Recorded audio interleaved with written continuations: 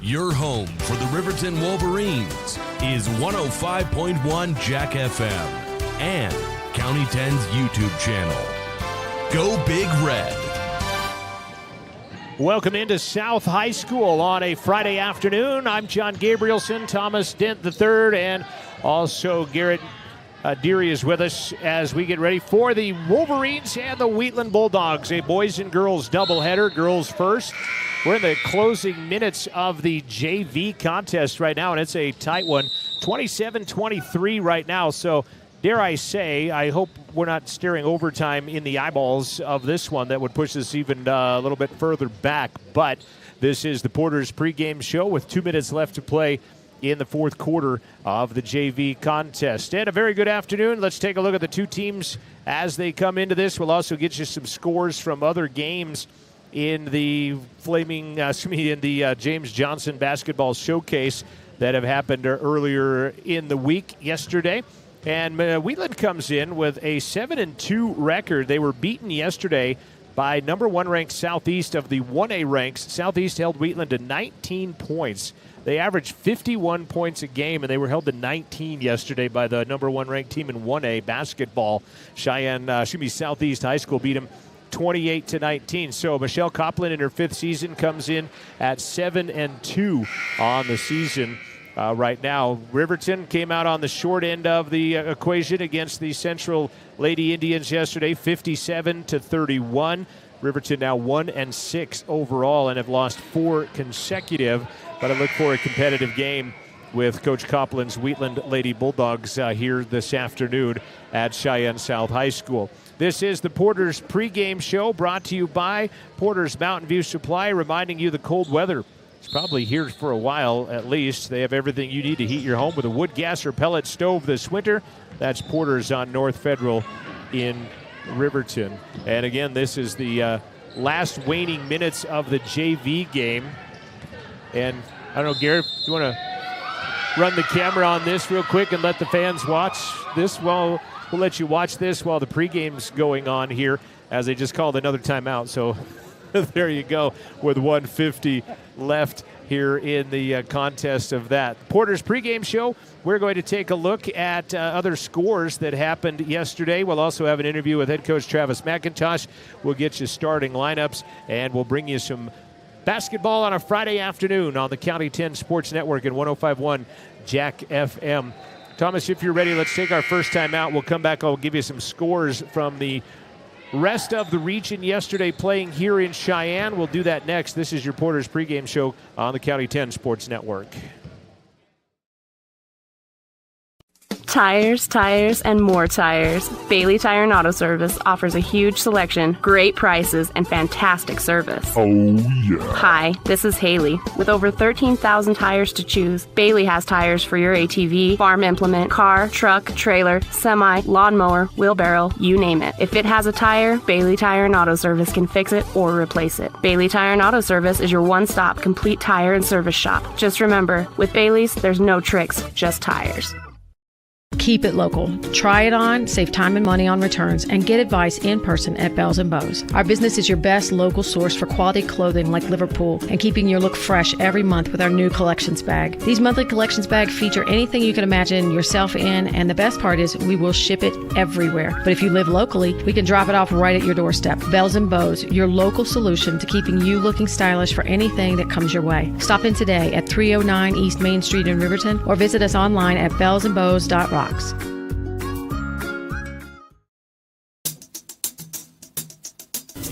Brown Sugar Coffee Roastery is proud to be a supporter of athletics and student athletes all across Fremont County. Brown Sugar is a locally owned and operated restaurant located in downtown Riverton. Their passion is coffee and locally sourced foods. Be sure to stop in for dinner service and look for a new menu coming soon. Brown Sugar Coffee Roastery. See them online at brownsugarcoffeeroastery.com or stop in at 203 East Main Street, Riverton. Central Wyoming College has a new Bachelor of Applied Science degree in Early Childhood Education. Being a teacher has always been a dream of mine. This degree combines the academic, assessment, and classroom management content that students need to be successful in the classroom. Gain knowledge in how young children grow and develop physically and cognitively, and guide them to social and emotional development. What I really like about the education program here at CWC is that we get a lot of classroom experience. Make your way at CWC. Elevate Rehab in Lander is a proud sponsor of sports in Fremont County. Elevate offers physical and occupational therapy and specializes in hand therapy. Elevate Rehab also offers one-on-one personalized treatment for every patient. Their dedicated team of highly skilled and specialized therapists will help you on your journey back to better health and mobility. Elevate Rehab, 535 East Main, Suite D in Lander. Your home for the Riverton Wolverines is 105.1 Jack FM and County 10's YouTube channel. Go Big Red. It's 27-26 in the JV girls game. Riverton leading by a point with the basketball and 35 seconds left in the fourth quarter on their Fremont Therapy scoreboard. And every time we're about to go to the action, they go to timeout on us. So it's kind of Murphy's Law going on today. Let's take a look at some other scores from around the James Johnson Winter Classic in Cheyenne. And again, this also being played in Laramie. The James Johnson Basketball Classic, named after James Johnson. He played at Cheyenne East High School, then went to Wake Forest, and has journeymaned around the NBA, recently at the Indiana Pacers. And I don't know if you heard this story yesterday, but when the administration from Cheyenne called James Johnson to see if he would help sponsor the tournament, he was actually in the locker room with the rest of the Indiana Pacers, and he put him on FaceTime, and so the administration got to be on FaceTime with the entire Indiana Pacers locker room at the time. It's like, what can I do for you? They asked if he wouldn't mind helping out with some financial assistance with the tournament, and he said absolutely. To what degree he has given money, I don't know that answer, but was talking with another administrator, and they said that it costs around $30,000 just for officials at this event, because you have to pay them mileage, you have to put them up in a motel room for 2 nights, and then you have to pay them the games that they're on. And you just think an easy little tournament like that's not going to be that expensive, but when you're talking $30,000 to pay for officials. So it is the James Johnson Basketball Showcase. And again, if you're watching this, you're watching the tail end of the JV game with 20 seconds left to play. And a baseline jumper is good for the Lady Bulldogs. Riverton now trails by 1 with 14 seconds left. Leesburg, they'll lose the ball. They'll go to the pack. And they're saying that Wheatland calls a timeout. Not 100% sure how you call a timeout with no possession on that, but they did. So Wheatland will have the ball with 10 seconds left and a 1-point lead after a big shot that went down. Other scores from yesterday. Again, I mentioned Southeast defeating Wheatland 28-19. Sheridan defeated Kelly Walsh 41-31. Third-ranked Laramie beat Green River 50-43. Second-ranked Cheyenne East continued their win streak. They got to be up near 50 in a row now, I think, does Cheyenne East, as they beat Rock Springs 55-30. Cheyenne Central defeated Riverton, as I mentioned, and did so 57-31. Top-ranked Douglas from 3A knocked off Natrona County 63-48, and it was Evanston beating Cheyenne South 48-37. So those were your girls' finals from yesterday at the Cheyenne tournament. Looking at boys' finals, of course, the big one was Riverton knocking off second-ranked Cheyenne Central. Did so 63-58 was the final score. Douglas defeated Wheatland in boys play 43-24. Riverton boys will play Wheatland here in moments. Douglas defeated Kelly Walsh defeated Sheridan 74-49 as Kelly Walsh shot lights out with that win over Sheridan yesterday. Laramie defeated Green River 75-56. Top-ranked Cheyenne East defeated Rock Springs 34-51. Central beat Bear Creek, Colorado out of Lakewood 61-44. Top-ranked Douglas beat Natrona. Top-ranked Douglas of 3A beat Natrona County 62-54. Evanston beat Cheyenne South 61-45. Those were all your scores here from yesterday. First free throw goes in, and Wheatland will have another with a 2-point lead. 8 seconds left on the Fremont Therapy scoreboard. As the Lady Bulldogs will step back to the line. Makes it a 3-point ball game. Wolverines going to have to go the length of the court. Leesburg shut off at the hash, loses the handle on it.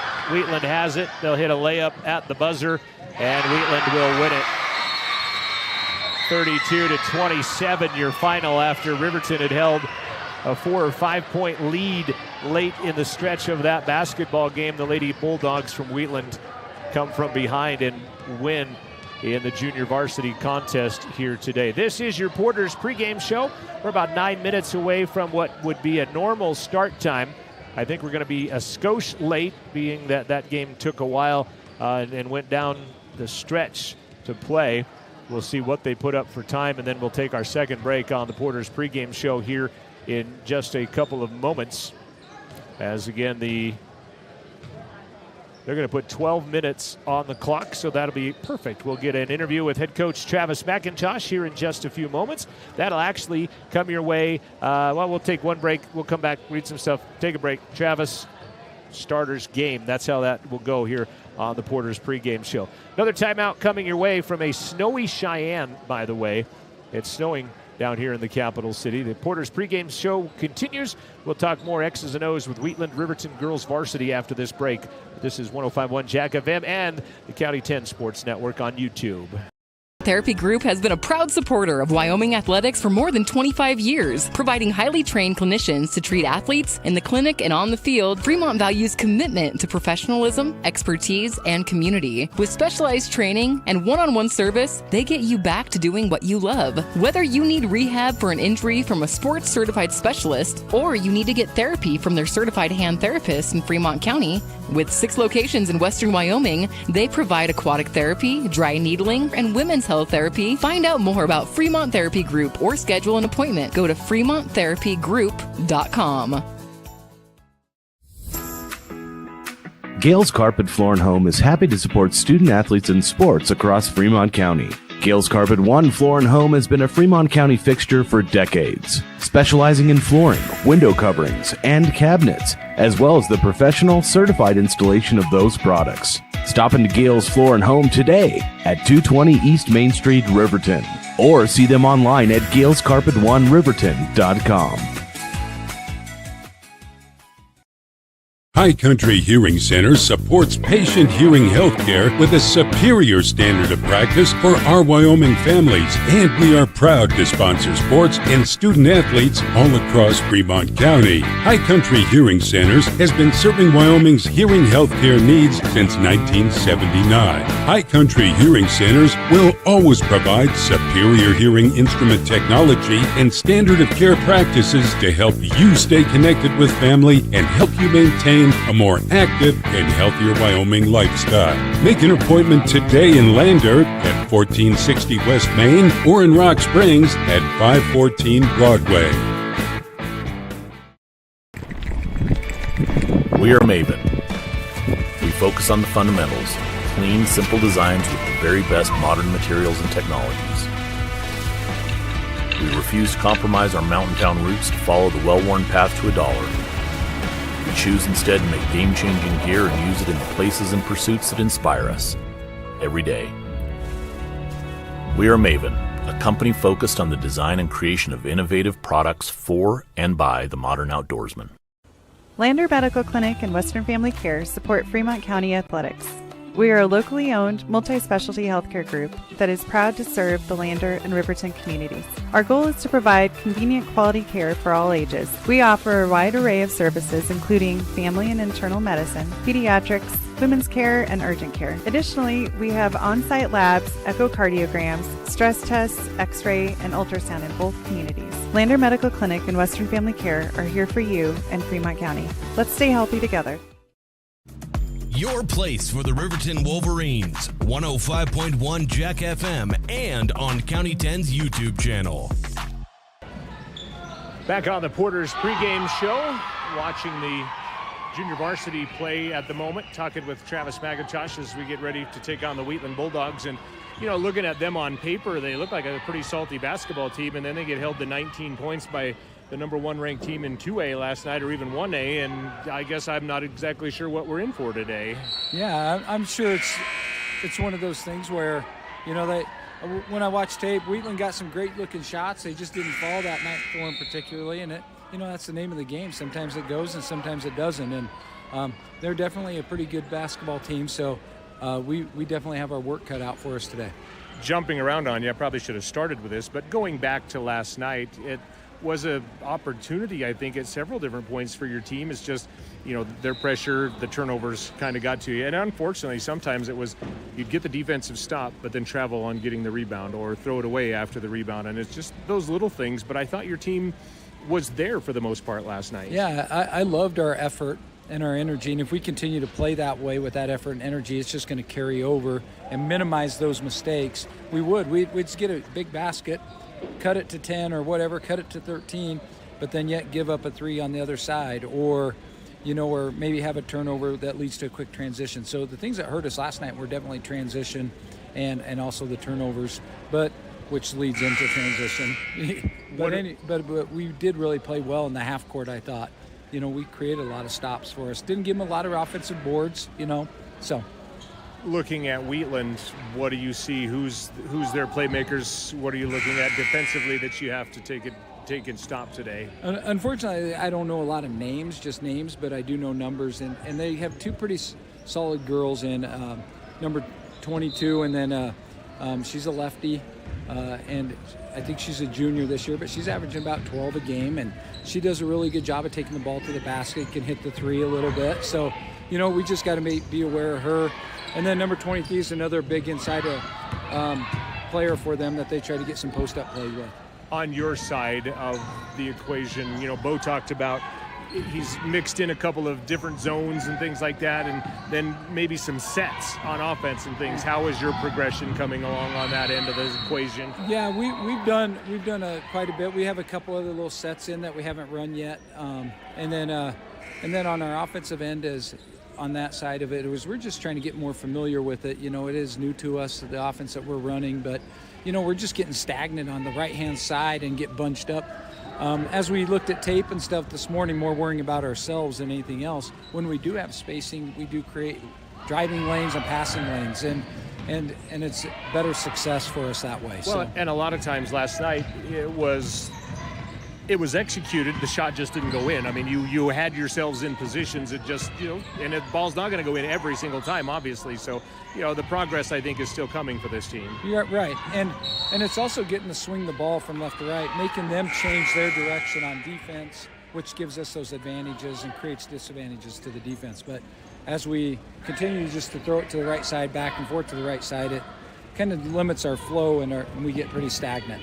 Everybody survived the evening, and health-wise after yesterday, I saw we two kind of took a shot to the jaw yesterday, and that one, it's physical out there, but everybody ready to go, hopefully? Yep, everybody's ready to go. We're excited. It's a new day, and we're going to play pretty well today. So another chance to play basketball. That's right. All right, Travis, best of luck. We'll talk to you at halftime of the gentlemen's game. Hey, thank you so much. You got head coach Travis McIntosh of the RHS ladies. They will take on Wheatland from the second day of the James Johnson Basketball Showcase from South High School. The opening tip-off and the starting lineups are next here on the County 10 Sports Network.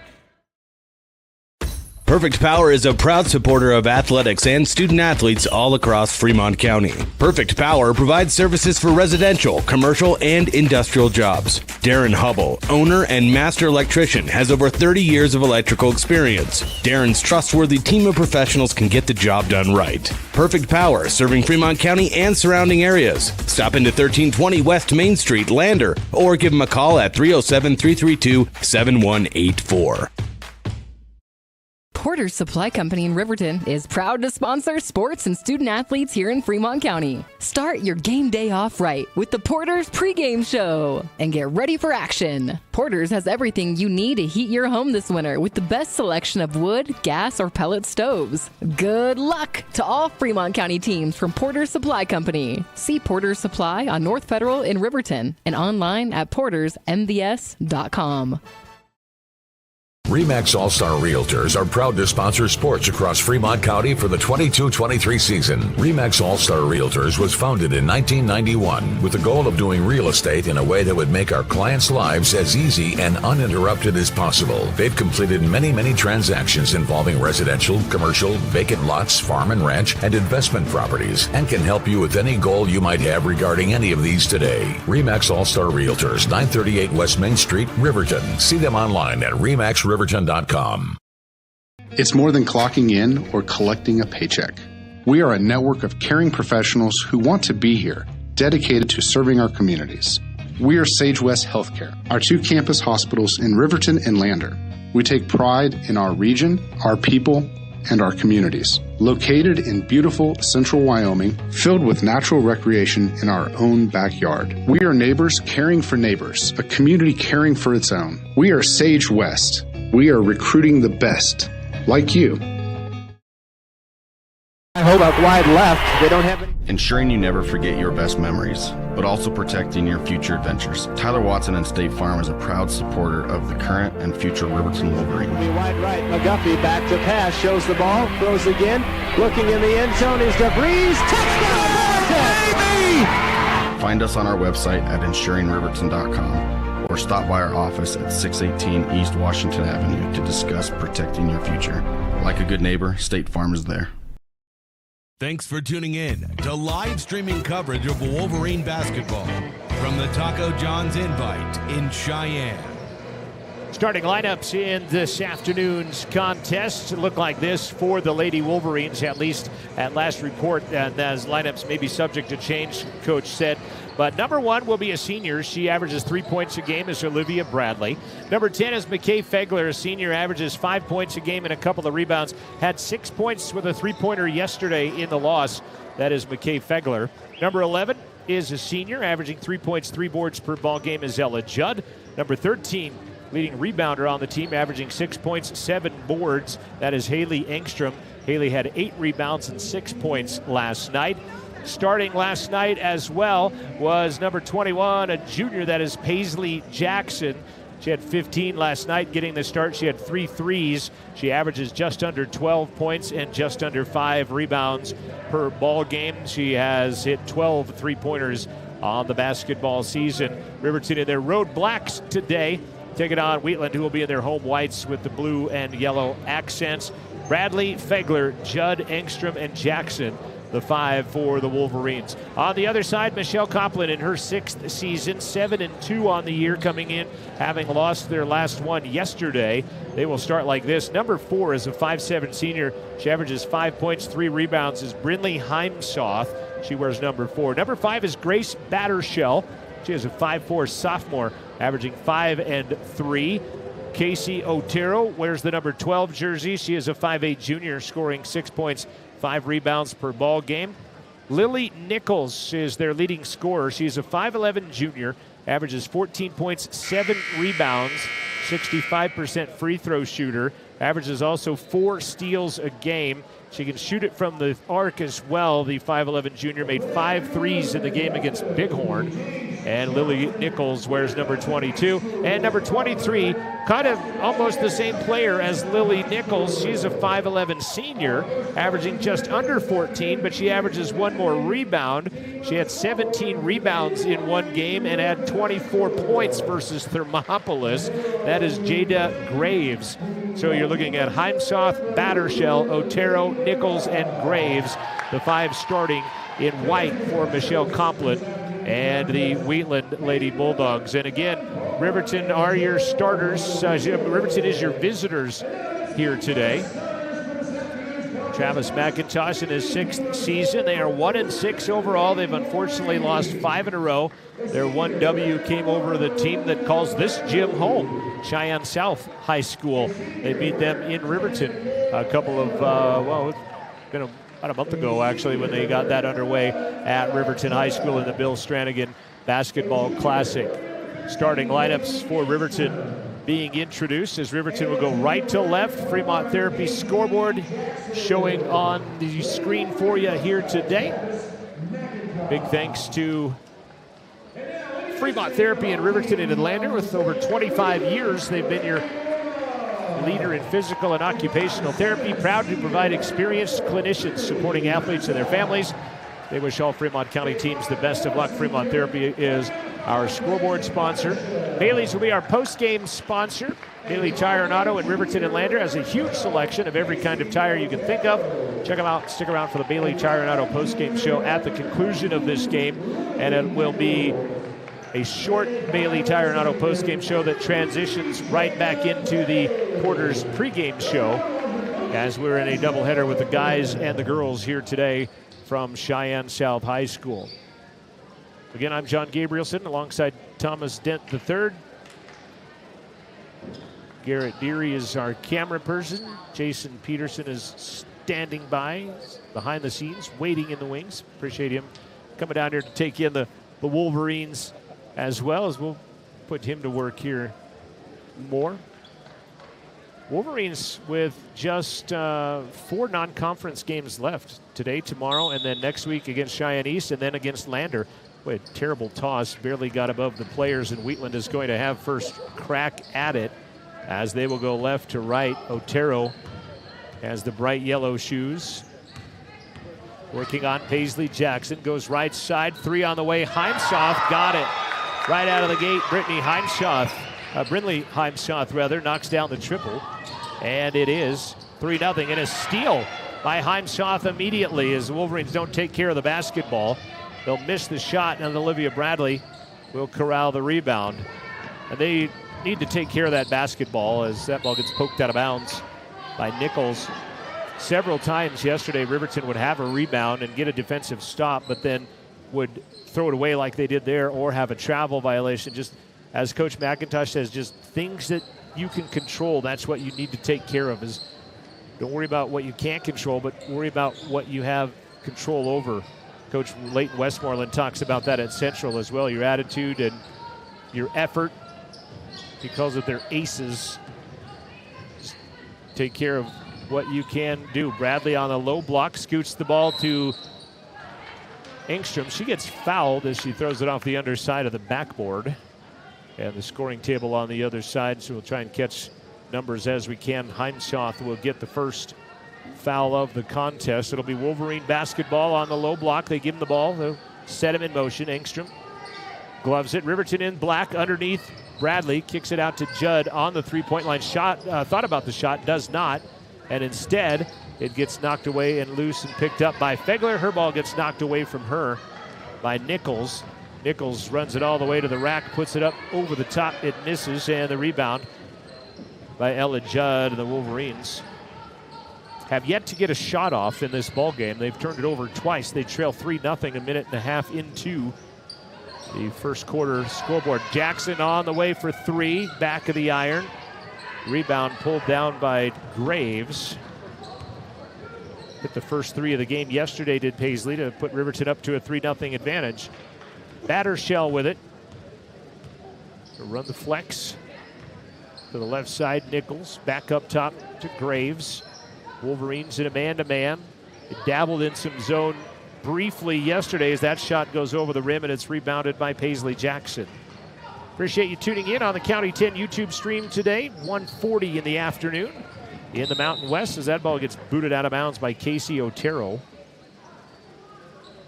Still in work hours, still in school hours. If you're sneaking the YouTube and watching the game, thanks for having us. Third turnover by the Wolverines and an easy layup on the other side by Lily Nichols. And it is 5-0 Wheatland out in front. Baseline Jackson, pump fake, steps back to the three-point line. McKay at the top for 3. Looks good, but it dish pans out. Knocked out of bounds by Jackson. Oh, they'll say that it's Wheatland Riverton basketball. No, they do finally change their mind. I thought it was off of Paisley myself. The official thought the same thing, and he gives it back to the rightful owner. Wheatland the lead in the basketball. Boys game coming up next. The boys knocked off the second-ranked team, undefeated Cheyenne Central Indians yesterday. A beautiful effort. We'll talk with Coach Sheets between games about that and about today's game. And a hand check foul by Jackson as Otero tried to run past her. That'll be number 1 on Paisley, number 1 on the Wolverines. Looked briefly like the Wolverines had shifted back to a 2-3 zone.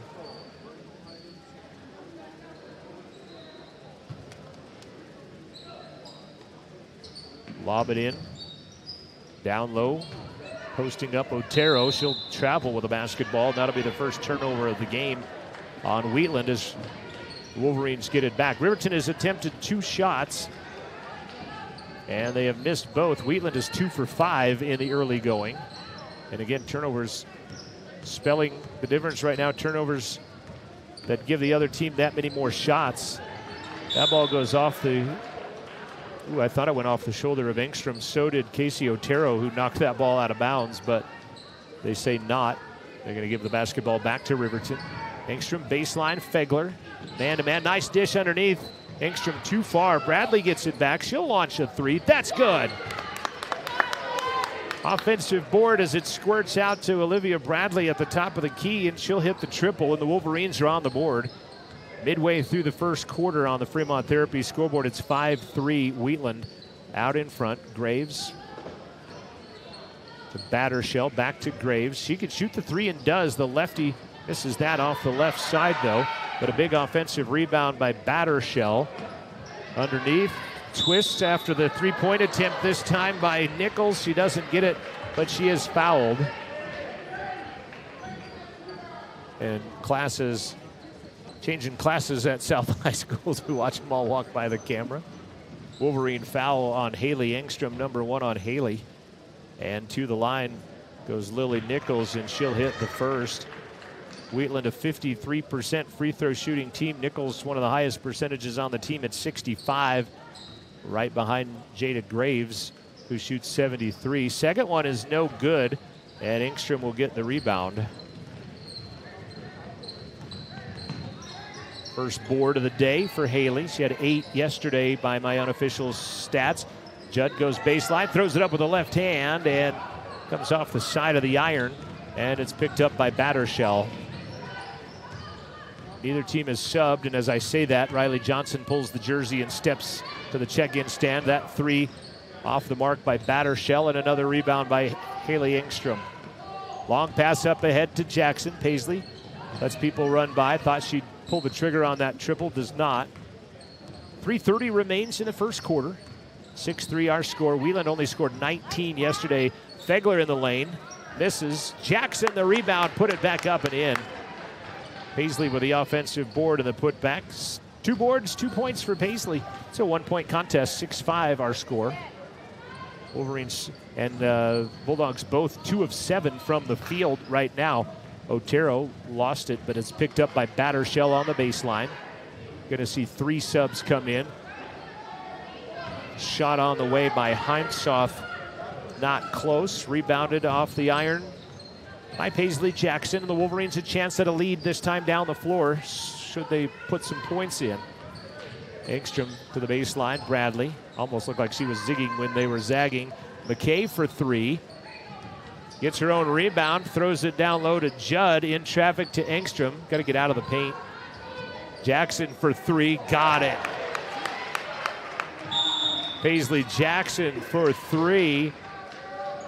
And I think Riverton got away with a 3-second violation, but we'll check out, watch this pass out there. Engstrom, Bradley, 1 extra pass to Jackson. Boom, knocks it in. And the Lady Wolverines for their first lead of the game. 2:29 left, 8-6. Our score, Riverton out in front. Big thank you to Tyler Watson, State Farm agent, proud supporter of Riverton Athletics. State Farm wants to protect your future. Stop in today, 618 East Washington Avenue, or go online to insuringriverton.com. And a thanks to Wind River Internet, providing our web stream this afternoon on the County 10 YouTube channel, and Maven for their optical assistance this past fall on the football field. Thanks to Wyatt Barichka, our radio control back at 105.1 Jack FM, and operations quality control. Battershell hands that ball off. We do get some subs into the game, and a carry is going to be whistled on Lainey Gertz.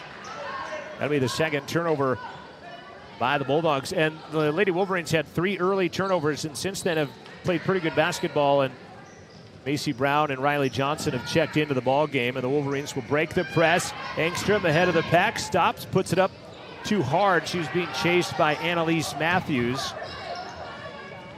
And the rebound brought down by Casey Otero. Otero gets it back, runs into the paint, gets knocked to the floor, and I think possibly might have been out of control, and I think the result of the play ends up in the foul being called, as I think Olivia is going to get her second one. Actually, that is her first. Nope, it wasn't even on her anyway. It was on Macy Brown. I thought the ref might have bailed out. Like I said, because the player fell down, it must have been a foul type of thing, but she was a little bit out of control.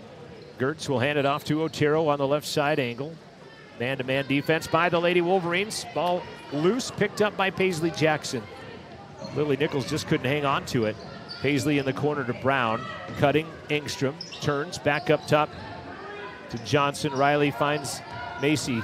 Good ball movement by the Lady Wolverines. Now Olivia's going to reset, and they'll run some offense. 1:20 left to play in the first quarter. Riverton by 2. Riverton beat Wheatland last year. One of the 4 teams on their 4 dubs that they got was against Wheatland. It was in the gym next door to this one, as Jackson on the low baseline gets knocked around and fouled. Paisley will go shoot some free throws.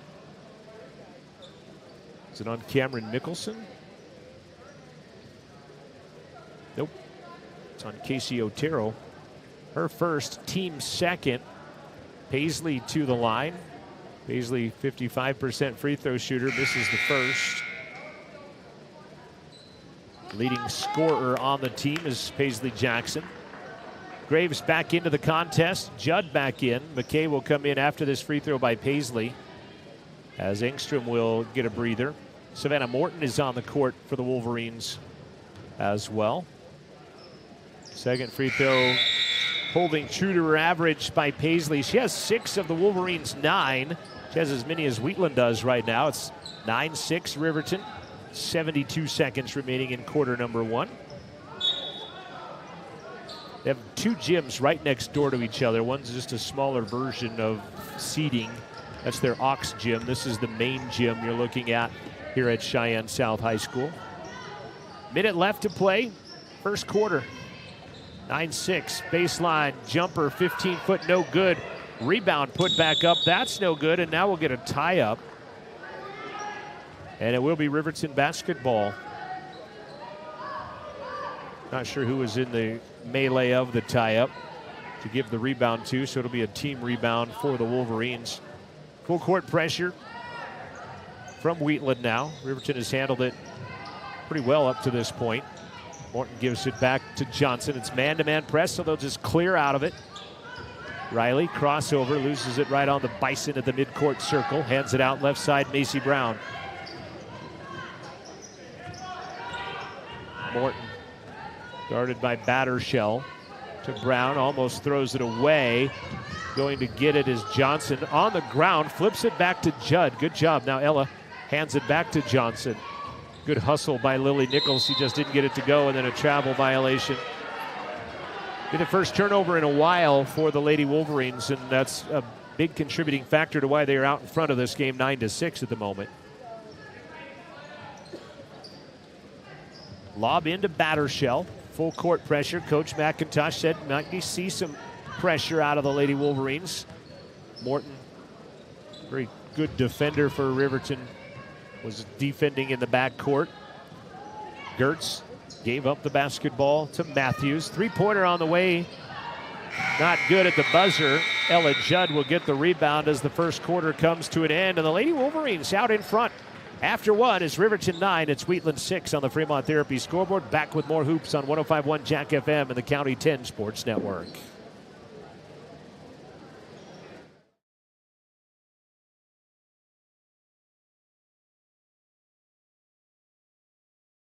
It's time to welcome Sutherland's Home and Garden Fall Catalog. It's full of hundreds of deals to help you save, including special fall buys, ideas, how-tos, and more. Win big. Sign up in-store for your chance to win a $5,000 Sutherland's shopping spree. See store for details. Get up to 24 months special financing with your Sutherland's credit card. See store for details. Sutherland's Fall Catalog is full of can't-miss deals. Stop by the store and pick one up today, or check it out online at Sutherlands.com. Sutherland's, your fall home improvement store.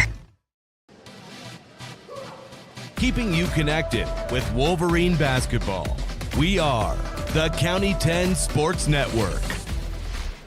Riverton only shoots 3 of 10 from the field, but 2 of those 3 were from the arc, and they were 1 of 2 from the free throw line as they have a 9-6 lead. Wheatland was 2 of 4 early. They end 2 of 11. They missed their last 7 shots of the quarter. 1 of 5 from three-point land. That was the first basket that went in, was a triple by Brindley Heimschoth, and they are 1 of 2 from the free throw line, as is Riverton. 9-6 our score. Paisley Jackson has 6 for the Wolverines. It is Wheatland basketball as another team files in, and the referee decides to wait until the entire population has gone by.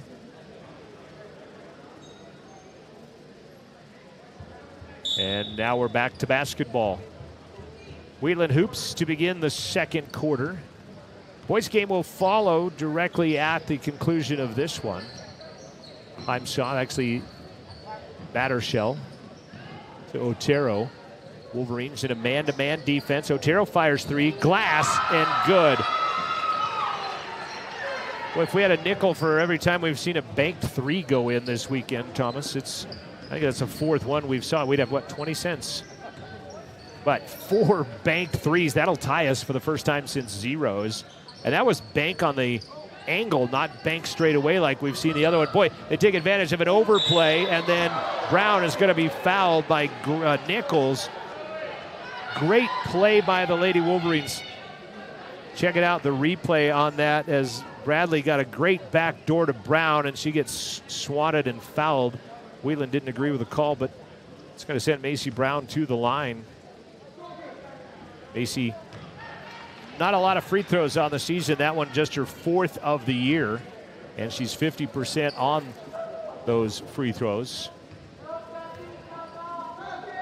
Second one is on the way. It is good as well.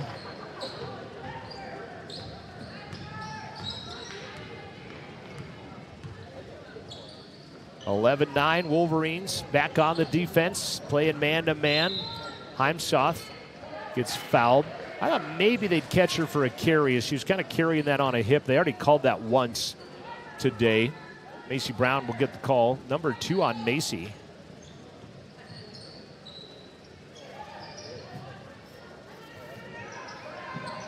Three, right side, misses. Falling down with it and getting the rebound was Graves.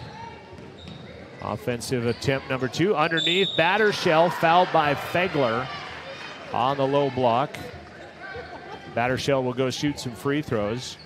Wheatland, by the way, 53% from the field, from the free throw line.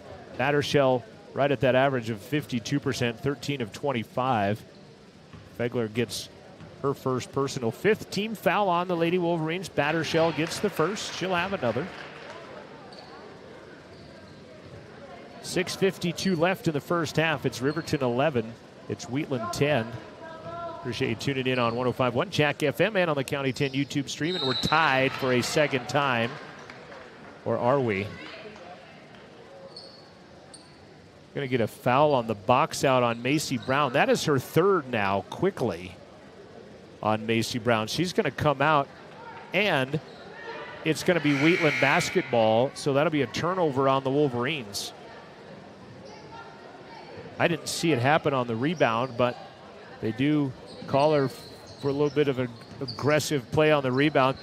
Well, almost got knocked away by Fegler, but pulled back in by Otero. Nichols fouled by McKay. That'll be number 2 on McKay. Back to the free throw line goes Wheatland.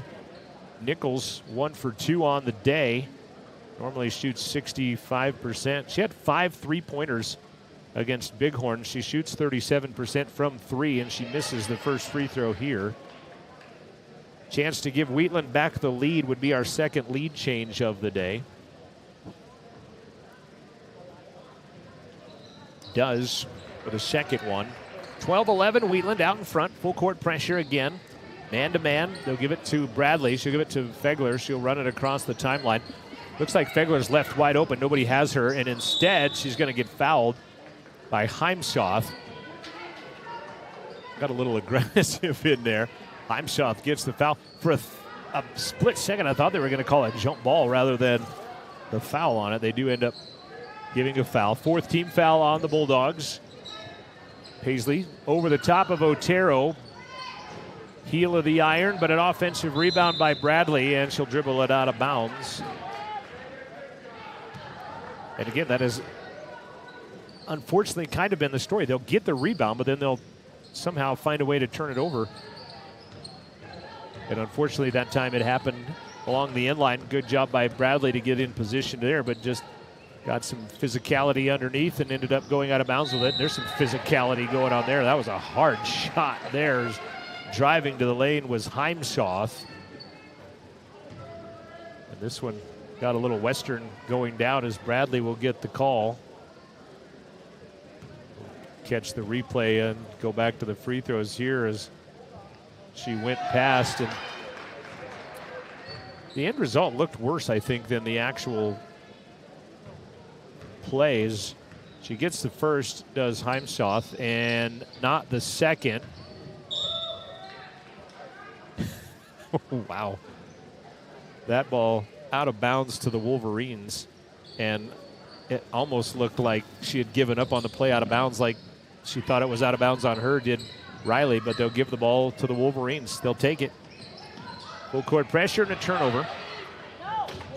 Extra pass. Graves left it short, got her own rebound. That will be a foul. So the rebounds right now, Riverton had out-rebounded Wheatland pretty sizably early, but that's starting to even back out. And now foul trouble mounting up as McKay will pick up her third. She and Macy Brown with 3 each. And the bank from the free throw line. We've seen a bank from just about everywhere today, on the corner, up top, now from the free throw line. Caitlin Leesburg, the freshman, checks into the contest. Wears number 20. She'll bank both in. I think she does that on purpose. As bank both free throws in on that. It's the only explanation I can think of. Johnson might have pushed off at mid-court, but Wolverines asking for a foul the other way. Jackson working on Otero, throws it up from the right side, and a foul is going to be whistled on Graves. And we'll send Paisley to the free throw line with 5:34 left in the first half. Graves with her first personal foul. See Alex Paulson check into the game for the first time for Wheatland. Ella Judd will return after this free throw from Paisley Jackson. Paisley with 6 first quarter points. Can't get that one. And Paulson's going to come into the ball game for Nichols. So the Lady Bulldogs just got a lot shorter. Paulson at 5'7", Nichols listed at 5'11". 15-11. Wolverines did have a 3-point lead at one time. They've been down by 5 at one time as well. Paisley misses the second, and Graves will get the rebound. 5.5 left, first half of basketball. Driving, Heimsoth throws it up kind of blindly through the paint, and it drops in. Let's look at that again as they head to a timeout with 5:13 left. She just kind of crosses the arc and then just sticks her right hand through and up. Wasn't even looking at the hoop, it didn't look like. But it goes in. 5:13 left. 17-11, 6-point advantage for Wheatland. That has been matching their largest lead of the game. Thanks to Gamble's on Main Street in Lander. Shane, the owner of Gamble's, has truckloads of furniture waiting just for you. Delivery is always free within 30 miles of the store, and that includes all of Riverton. Check them out online, landergambles.com. 2 o'clock straight up, KTUG 105.1 Jack FM. I'm John Gabrielson. That's Thomas Dent III. I think I gave your middle name out yesterday, didn't I? Apologize for that. Now everybody knows it's Earl. We don't know Garrett's middle name, though, so Garrett Deary, our cameraman tonight. Doubleheader action from South High School. Your exclusive home to the Wolverines this weekend, 105.1 Jack FM and the County 10 Sports Network. Big thanks to all of our sponsors making it possible for us. It's exactly what you have us do, is hit the road and bring you these 6 games. A little crossover by Jackson. Otero, there's contact and an offensive foul on Paisley.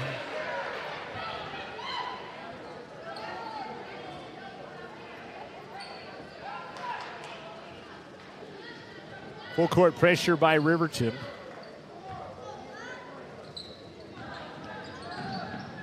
Graves will throw it in.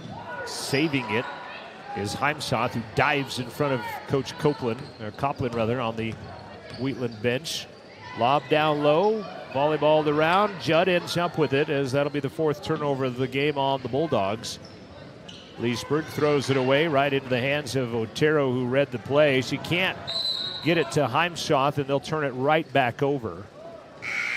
Going to see Cameron Nicholson check into the ball game. We'll also see Nichols back into the contest for Wheatland. Otero and Paulson come out for the blue and gold. Wheatland last year was 6-17, did not make the state tournament. They did win the consolation bracket back in 2021, though, and looking for good things to happen here. 7-2 record on the season already. Bradley ends up losing it, and picking it up is Heimsoth. That'll put Riverton at the 10 turnover barrier midway through the second stanza. Lob pass down low again, Graves, and she's fouled. They'll say she was shooting.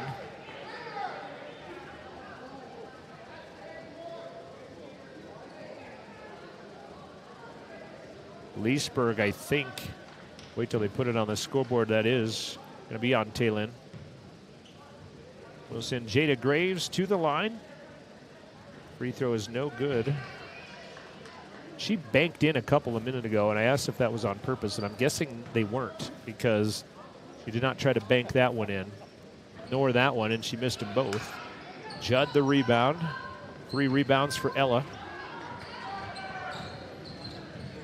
Leesburg gave up her dribble, and pouncing on her is Heimsoth. They'll tie it up. The arrow stays Wolverines. That was a heady play by Heimsoth. He just kind of jumped on the freshman there and got the arrow to turn.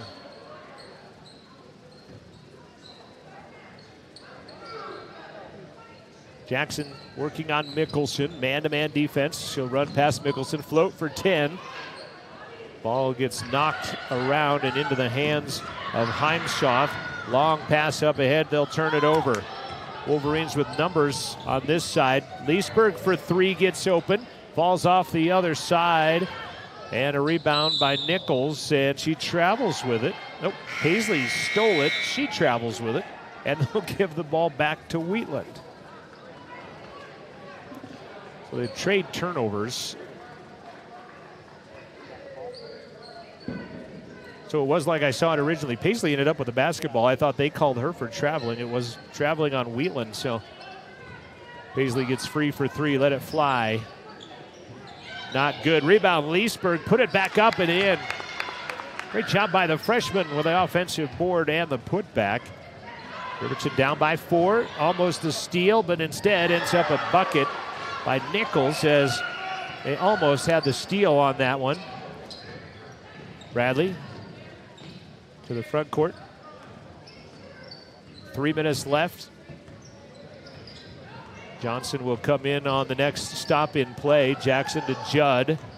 Judd runs into Mickelson, and a blocking foul. Referee was going to call a charge, and he changed his mind at the last second and went on the foul on Cameron Mickelson.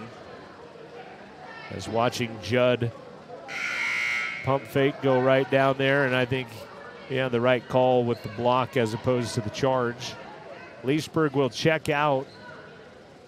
Riley Johnson back in. One on each corner of the paint for the Wolverines. Trigger it into Engstrom. Give it right back down low to Riley. Step through. Glass missed it, but fouled. And it's going to be on Lainey Gertz. Number 1 on her, number 7 on the visitor, the home team here today. Wolverines are already in the double bonus foul-wise on the other side for Wheatland with 2:40 left. Both will shoot free throws on fouls. Riley free throw misses. She'll have another.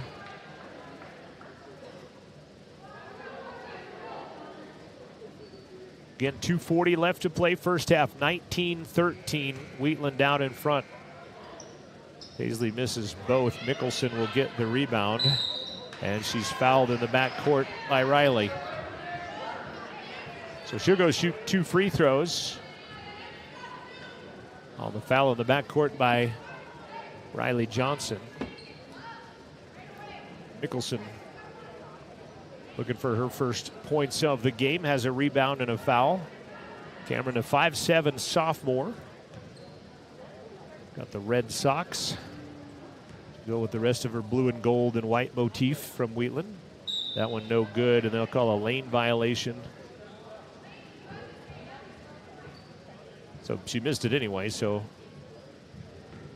no harm, no foul, I guess. Second one, no good. Judd, the rebound. 4 rebounds for Ella.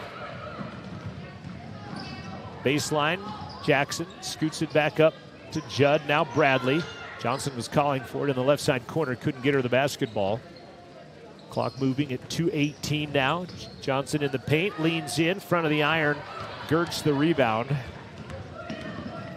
Wheatland back on the attack. Judd going to the ground. She'll get a tie-up. Judd throws it in the back court. Great heads-up play by Ella to Bradley. Contact. Bodies all over the place. Nothing called. And it's going to be Wheatland basketball. Boy, let's see how much of that melee we can watch back here on the replay. We got a hurt player. As that was a very heady move by Ella to just push the ball into the back court for one. And then there was contact all over the place, and Battershell's going to limp off the court.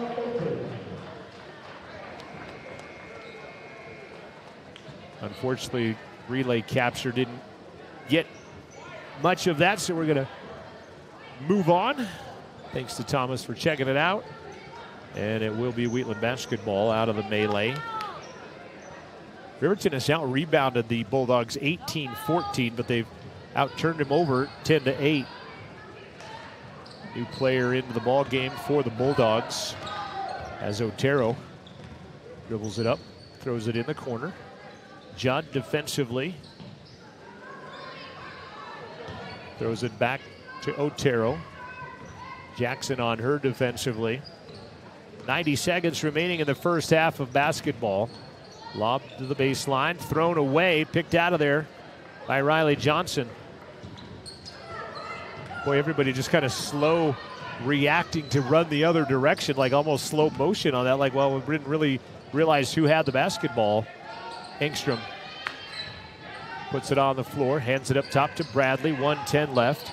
Olivia thought about a long three, doesn't pull the trigger on it. Jackson instead goes right side Johnson. She was open for a brief moment, but instead runs the reverse layup. Great idea, just missed it. Then gets the tie up. Nope, gonna call a foul. And the foul is going to be on Riley Johnson.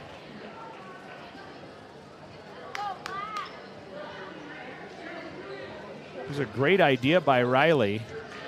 Should be 2 fouls, 2 free throws on the other end. You see Riley with the reverse, just doesn't go. Then she gets tied up, and it looked like a pretty good jump ball. But referee does not agree and calls the foul on Riley, and Annalise Matthews will go to the line. Inside of a minute left here in the first half of basketball from Cheyenne South. Riverton taking on Wheatland as Matthews cannot hit in the first. Wheatland right now 7 of 15 from the free throw line. Riverton is 3 of 8 from the line. Riverton 2 of 8 from the arc. still very much in this at 19-13. 19 points, by the way, is how much they scored in 4 quarters yesterday against Southeast, number 1 ranked team in 1A. They're now eclipsed that with 20 on that free throw going down. Less than a minute left to play. Full court pressure. Otero pokes it away from Paisley. Paisley will run past her. Ball's poked out of there. Taken away by the Bulldogs. Long pass up ahead. Heimsoth can't corral it. They'll turn it over back to Riverton. Good hustle by Olivia Bradley down the court, playing some defense. Wolverine boys game is next. We'll preview that a little bit at halftime. Give you some halftime stats of this one as well, as Wolverine boys stretching and warming up in the right corner of the gym. They'll do some halftime warm-ups. Under 30 seconds left in the first half. 20-13 Wheatland. Backdoor, right idea. Oh, ouch. Going down hard was Heimsoth. Ball goes out of bounds. It'll be Wheatland basketball as they turn it over. That was a hard body check there, and she got up a little gingerly as watching that one just go through down in the corner, and ouch, that was down hard. Long three, skims the bottom of the net and out of bounds. Be Riverton basketball. That was Heimsoth that tried the 21-footer that went 21, just about 20 foot 6 inches. 5 seconds left. Leesburg looking up ahead, throws it away. And that's how the first half will come to an end. At the break, it is the Wheatland Bulldogs 20. It is the Lady Wolverines of Riverton 13. A break on the way. The second half, we'll look at some stats. We'll also look ahead to the boys game next. Again, Wheatland on the Fremont Therapy scoreboard leading 20-13. We'll return after this timeout. This is Wolverine basketball on the County 10 Sports Network and 105.1 Jack FM.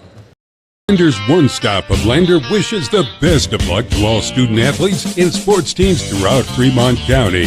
Xander's One Stop has it all. Clean gas, ethanol-free fuel, diesel, a variety of household and automotive needs. Stop in for the very best in snacks, lunch, dinner, and much more. Plus, the best liquor selection. And now lottery tickets for the Cowboy Draw, Mega Millions, Powerball, and Lucky for Life. It's all here at Xander's One Stop, 730 East Main, Lander. Tyler Watson State Farm in Riverton is a proud supporter of Wolverine Athletics. We want to ensure you are in good hands with the variety of policies we offer, including auto, home, life, and financial services. Keep it local with State Farm today by stopping into 618 East Washington Avenue or calling 856-4118 to discuss insuring all of your needs. Or you can visit insuringriverton.com. Like a good neighbor, State Farm is there. Myers Gambles in Lander is a proud supporter of sports and student athletes all around Fremont County. Gambles has a huge selection of American-made brands for every room in your home. Tempur-Pedic, Stearns & Foster, Lazy Boy, England, KitchenAid, Whirlpool, Maytag, and more. The crew at Gambles in Lander is ready to help and find exactly what you're looking for. The delivery is always free within 30 miles of the store, which includes Riverton. Turn around, shop in town at Myers Gambles in downtown Lander. Catch the game on your phone or the comfort of your home living room. Wolverine basketball is streaming on County 10's YouTube channel all season long. Our score at halftime is 20-13. Thanks, Thomas. On the Fremont Therapy scoreboard, 20-13, Wheatland out in front of the Lady Wolverines. Riverton led at the end of the first quarter, 9-6. They get outscored, though, in the second, 14-4. And I guess I really didn't realize it was that drastic in that second period that they got outscored by 10, 14-4 to make it 20-13 right now at the intermission from Cheyenne South High School. Paisley Jackson had 6 in the first quarter, did not score in the second. Bradley has 3, Brown has 2, Leesburg has 2. That's the scoring of the 13 for the Wolverines. Wheatland with their 20. Heimsoth has 6. Lily Nichols has 6. Otero has 3. Battershell has 2. Jada Graves has 2 points as well. First half shooting, Lady Wolverines, 4 of 18, just 22%. 13 turnovers, 3 of 8 from the line, 2 of 8 from the arc. Wheatland 5 of 17, just 29%. 2 of 8 from the arc, 8 of 16. They've shot twice as many free throws as have the Wolverines, but the Wolverines with 12 fouls to just 7 for the Bulldogs in the first half. And they have a 7-point lead at the break. That is their largest lead of the basketball game. Leading rebounding right now, Ella Judd with 4 for Riverton. Olivia Bradley and Paisley Jackson with 3 rebounds each for the Wolverines. Jada Graves has 4. Grace Battershell has 3. Riverton has out-rebounded Wheatland 17-15 in the first half of basketball. But the big board that matters right now, Wheatland out in front by a count of 20-13 on the Wolverines. And the second half coming up, and it will be Wheatland basketball to begin the second half. Preview the boys' game, Riverton versus Wheatland, on the other side of this break. This is RHS girls basketball. They trail 20-13 on the Fremont Therapy scoreboard on the County 10 Sports Network. Wind River Internet is proud to deliver quality, high-speed internet to businesses and residents across Fremont County. Wind River Internet is the sponsor for the County 10 live stream and sports in our community. Enjoy high-definition broadcasts. Brought to you by Wind River Internet. They also provide reliable phone services that can help you stay in touch with the important people in your life. Experience greater connection today. To get a quote and start enjoying fast, reliable services, call 307-857-2004. That's 857-2004. Or Wind River Internet.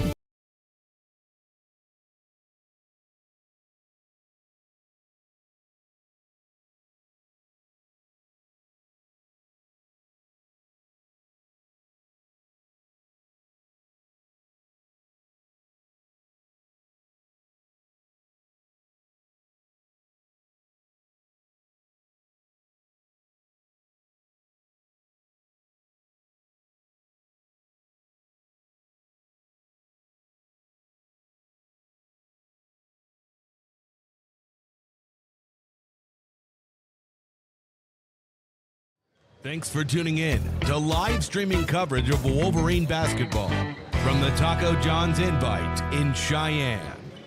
Has been officially renamed the James Johnson Basketball Showcase.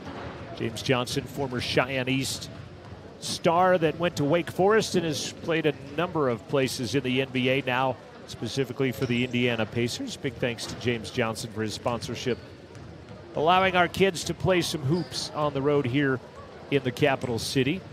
Boys game will be coming up directly at the conclusion of this one, and we'll be on hand to bring that. Riverton boys 6-2. They've won 3 in a row after they knocked off the second-ranked team in 4A last night, beating previously unbeaten Cheyenne Central 63-58. The Bulldogs come in at 3-6. They lost to Douglas yesterday. Douglas, the number 1 ranked team in Class 3A. They fell 43-24 in that ball game. Next up for Riverton, they will play Natrona tomorrow at Story Gym. The girls at 3, the boys at 4:30 from the historic Story Gymnasium in the middle of Cheyenne. That'll be tomorrow. For the Bulldogs tomorrow, they will be taking on, they'll play twice. Bulldogs will play Cheyenne South and Kelly Walsh, and they'll do that here in this gymnasium. So they played here yesterday, they'll play here today, and they'll play here tomorrow for the Wheatland Bulldogs playing here at Cheyenne South High School. This James Johnson Basketball Showcase being played at venues all over the capital city. Cheyenne East has a main gym and an aux gym. Central has their main gym. I'm not sure, I don't know if they have a aux gym down the hall. I'm not sure. South has back-to-back gyms. They're right next to each other. And then, of course, Story Gym is, like I said, the old historic Story Gym. So, and they're playing games in Laramie that has a gym and an aux gym as well. So a lot of different venues going on, a lot of games and a lot of teams involved in this one here in the capital city for the James Johnson Basketball Showcase. Again, Riverton boys will be playing Wheatland next as the RHS girls make their way back to the court here at Cheyenne South High School. And they will be on defense to start. We'll take one final break, come back with the second half. It is Wheatland 20. It is Riverton 13 on the Fremont Therapy scoreboard. Back with the second half in moments. This is Wolverine basketball. Tires, tires, and more tires. Bailey Tire and Auto Service offers a huge selection, great prices, and fantastic service. Oh, yeah. Hi, this is Haley. With over 13,000 tires to choose, Bailey has tires for your ATV, farm implement, car, truck, trailer, semi, lawnmower, wheelbarrow, you name it. If it has a tire, Bailey Tire and Auto Service can fix it or replace it. Bailey Tire and Auto Service is your one-stop complete tire and service shop. Just remember, with Bailey's, there's no tricks, just tires. Keep it local. Try it on, save time and money on returns, and get advice in person at Bells & Bows. Our business is your best local source for quality clothing like Liverpool and keeping your look fresh every month with our new collections bag. These monthly collections bags feature anything you can imagine yourself in, and the best part is we will ship it everywhere. But if you live locally, we can drop it off right at your doorstep. Bells & Bows, your local solution to keeping you looking stylish for anything that comes your way. Stop in today at 309 East Main Street in Riverton or visit us online at bellsandbows.rocks.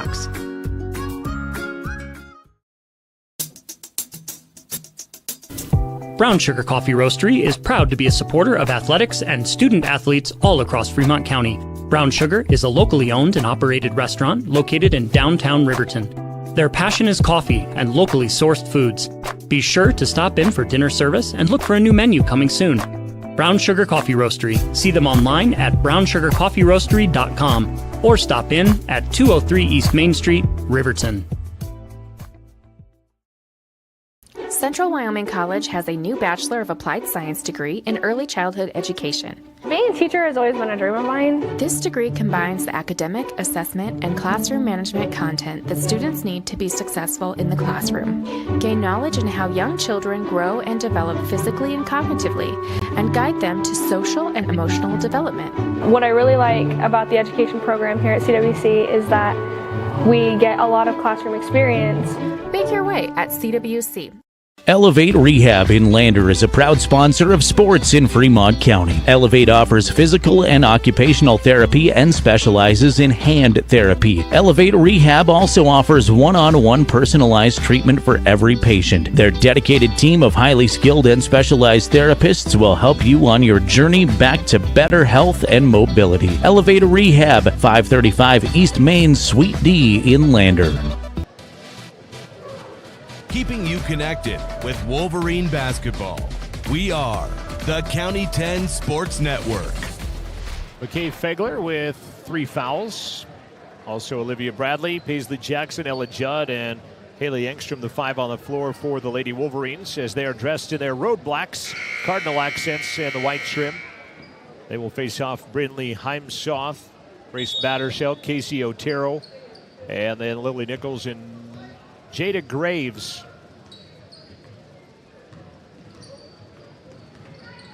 Dressed in the home whites. They'll throw it to the baseline and out of bounds. It goes off the foot. Referee says he needs some help. It went off the foot of Battershell.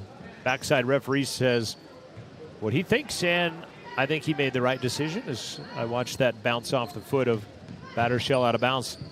Again, full court press out of the Bulldogs, right out of the second half locker room. Jackson's going to dribble through traffic. She'll scoot it right side. Bradley, she'll run around her man. That's usually a foul when you see that hacking motion there. No call, though. Instead, Jackson on the baseline gets free and knocks it in. Great job sticking with it by the Lady Wolverines. Paisley has 8 now. Usually, a block is a block, but when you kind of bring the volleyball spike motion 9 times out of 10, that comes up with a foul call. Rebound by Otero on a missed 3.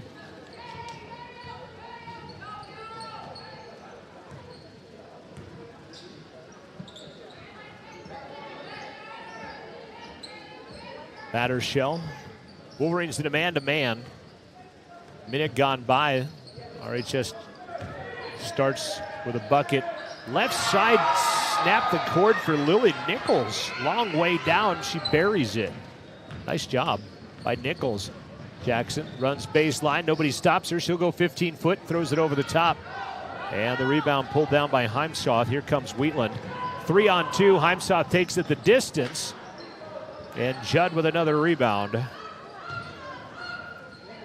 Ella 5 boards today. Pass up ahead. And then crashing in. Nothing called as bodies fly. They'll keep it. Bodies still fly, and then finally a timeout called. Wow. See if we can watch that exchange on that. As that was quite the melee of bodies flying around out there, and then just going to catch where we went to the timeout. So not going to catch that, but this has been a physical basketball game, to say the least. Let's go look and see this one here as bodies went flying there, and that was probably a foul there. Time's out there, but 6:11 left. You see the whisper of the edge of that on our scoreboard on screen. Third quarter. It's 22-15.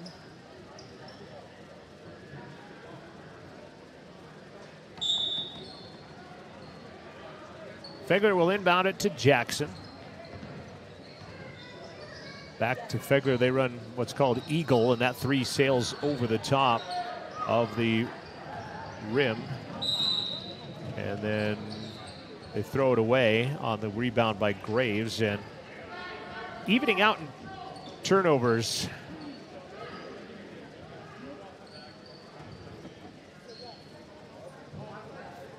Six minutes left in the third quarter. Turnovers at 12 and 13. Jackson working on Otero, hands it over to Judd. Trying to post up Engstrom. McKay cuts. Nice move. McKay takes it to the rack, shoots it over the rim. Good idea, just the execution doesn't happen as Otero has rebound number 3 for the Lady Bulldogs, who lead by 7. Another long, high arcing shot by Nichols. Doesn't go down, and Bradley gets the rebound. That is 4 rebounds for Olivia today. Paisley, 8 points, brings it across. Right side, Bradley. Olivia, wrap around. Nice position by Engstrom, and they'll get her for a 3-second call. She had good position down low, but they'll bust her on the 3-second violation. Start the clock. There we go. They finally started the clock here at South, and South throws it away. 14-13 in the turnovers. Riverton with 14, Wheatland with 13. They've matched their largest lead of the basketball game of 7, as we've played 3 minutes of this quarter, and it's dead even in this quarter at 2 apiece. RHS boys looking for their 4th win in a row. After the upset, we'll play next. Fegler in traffic. Extra pass. Engstrom missed it. But a foul call after the fact on Graves. Great execution there on a good pass from McKay Fegler. And it's going to send Engstrom to the line. McKay, that one extra pass right down low. And we didn't get much of her on the foul, but enough to get the foul. The first free throw goes in for Engstrom. First point of the game for Haley. Junior back to the stripe. Second one is on the way. That is also good. Cuts the lead to 5, 22-17. Again, Wheatland was held to 19 yesterday. They've held Riverton to 17 through 2.5 quarters of basketball. Nichols, good defense by Jackson, made her miss, but the rebound comes right to Nichols. She'll fire another one up. That one misses, and Ella Judd will get her 6th rebound of the ball game. Ella hasn't scored, but she has 6 rebounds to help the Wolverine cause with 4:28 left. Bradley has a 3 in this game. Throws it out to Fegler, gets free, 17 left side. Nice move by McKay. That is her first points of the game. She scored 6 yesterday, cuts the lead to 3, a 1-possession ball game. Wolverines waiting in a half-court trap. They'll break it on a pass to Battershell, who goes baseline, throws it left side. Shot by Battershell, misses. Engstrom comes away with a rebound. Hounded in the backcourt, knocked out, stays Wolverine basketball. Riley Johnson going to check in for McKay Fegler. Wolverines down by 3, trailed by 7 at the break. They've outscored the Bison 7-2. Savannah Morton checking in for Olivia Bradley. Wolverines trying to stop a 4-game skid, and they'll throw it away at midcourt. Good read on that play by Nichols.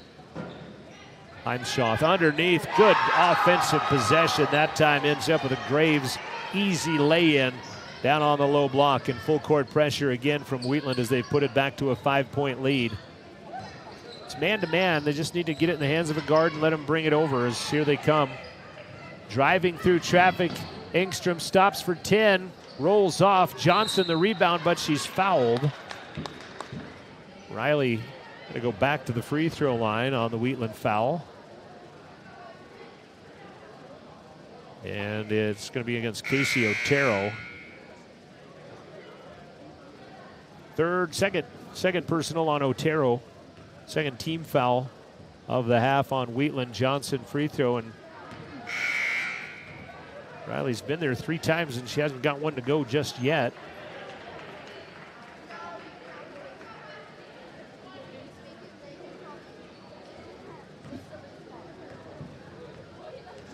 Get a substitution in as Mickelson come in. There you go, Riley knocks that one down. It's a 4-point game. 3:25 and counting. Full court pressure. They'll break it on a couple of passes. Driving Heimsoth, kicks to Nichols, 17 again. She's hit a couple from right around that area. She has 10, first to double figures, back to a 6-point Wheatland lead. Morton, defensed by Battershell, I should say, brings it up, and then the Wolverines will throw it away. 26-20 with 3 minutes left in the third quarter from South High School. Tuned into the Fremont Therapy scoreboard on the County 10 Sports Network. Mickelson to just get the 10 count beat. Nice job by Riley, knocks that one away from Graves. 14 turnovers on Wheatland as Johnson loses the handle and ouch. Nothing called as Heimsoth went down hard, and scoring is going to be Lily Nichols. Oh man, that was a hard hit. As going down was Brindley Heimsoth, and she is down in front of the Wolverine bench. She hit her head, I'm gathering, and she hit it hard as she went down pretty hard. We got a stop in play with 2:34 left to play. And I don't know if you'll ever watch an injury happen again after what happened on Monday night when you think it's a routine sports injury. Is here you see right there, and ouch, her feet just came out from underneath her and she landed flat on her back, and you hope she's okay. And like I said, after watching Monday Night Football the other night, you've seen injuries a bazillion times if you're a sports fan, and you just have a whole new, I guess, idea of injuries there, and you're hoping that Brindley is okay down there on the floor at this time, being attended to by the Wheatland coaching staff. And again, her feet just came out from under her as she fell backwards and hit her head. 2:34 left to play, 28-20.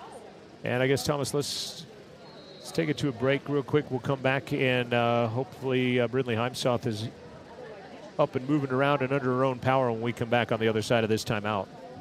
Therapy Group has been a proud supporter of Wyoming athletics for more than 25 years, providing highly trained clinicians to treat athletes in the clinic and on the field. Fremont values commitment to professionalism, expertise, and community. With specialized training and one-on-one service, they get you back to doing what you love. Whether you need rehab for an injury from a sports certified specialist, or you need to get therapy from their certified hand therapist in Fremont County, with 6 locations in western Wyoming, they provide aquatic therapy, dry needling, and women's health therapy. Find out more about Fremont Therapy Group or schedule an appointment. Go to FremontTherapyGroup.com. Gales Carpet Floor and Home is happy to support student athletes in sports across Fremont County.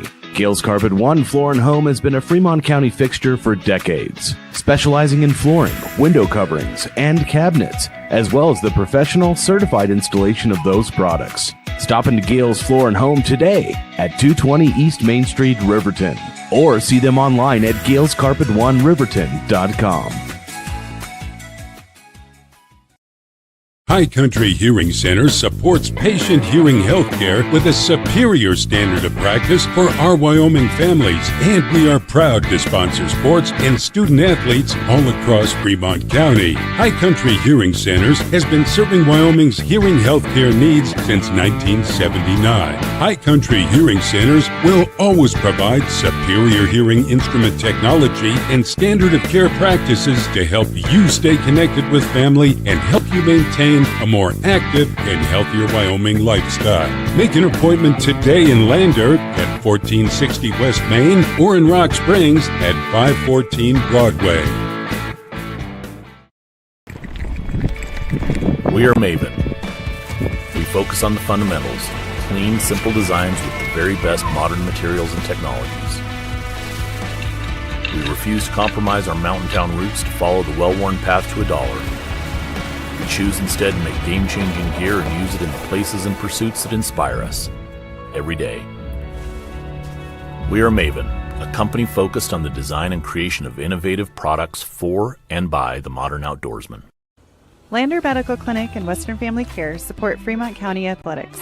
We are a locally owned, multi-specialty healthcare group that is proud to serve the Lander and Riverton communities. Our goal is to provide convenient quality care for all ages. We offer a wide array of services including family and internal medicine, pediatrics, women's care, and urgent care. Additionally, we have on-site labs, echocardiograms, stress tests, x-ray, and ultrasound in both communities. Lander Medical Clinic and Western Family Care are here for you in Fremont County. Let's stay healthy together. Back at Cheyenne South High School, and I'm unfamiliar. A school nurse from Cheyenne South that appears is on the scene. A police officer from Cheyenne. Several people attending right now to Brindley Heimsoth near mid-court here at Cheyenne South High School, as we are in a delay with 2:34 left to play in the third. It's 28-20, and just rolling down the court, and her feet got kind of swept out from underneath her, and it looked like she landed on the back of her head as we watched the replay earlier, and I don't think it warrants seeing it again. And it's been kind of a odd physical game anyway, as both teams have went back to their respective benches. If you're watching on YouTube, you're looking at the Wheatland thing. And like I said, I have done probably anywhere between 1,500 and 2,000 broadcasts of games in my career, and you've seen injuries all the time, but after Monday Night Football, you just it's a surreal happening now as we're watching Brindley. They have rolled her over onto her back now, as she was face down a moment ago, and they are attending to her at mid-court area right now. Wolverines have more games coming. And I'm reminded, I guess, of texting with the Wheatland broadcaster, Kent Smith, who is across the way. Listening to Scott Van Pelt after the ESPN broadcast of Monday Night Football, we're just telling you what we know. We're not speculating anything, just telling you what we know at this point as we have a stop in play at 28-20, Wheatland leading with 2:34 left to play in the ballgame. I did see the NFL said that they will not resume that game. They are not going to play the Bengals and the Bills after that, on a side note. Wheatland has 2 games to play tomorrow. She is sitting up now. They have her sitting up. So we update you on the situation. They're scheduled to play Kelly Walsh and Cheyenne South tomorrow here at South High School. And you know, Ella Judd had a concussion at the Evanston game and sat out 5, 6, 7 games last year due to the concussion. You think basketball is not a non-contact sport, but it's definitely got its moments of things there. The Wolverines, Lady Wolverines, will come back to play tomorrow against Natrona, 3 o'clock at Story Gym. Looks like they're going to effort her and get her to her feet. None too steady, unfortunately, for Brindley Heimschoth as the crowd applauds.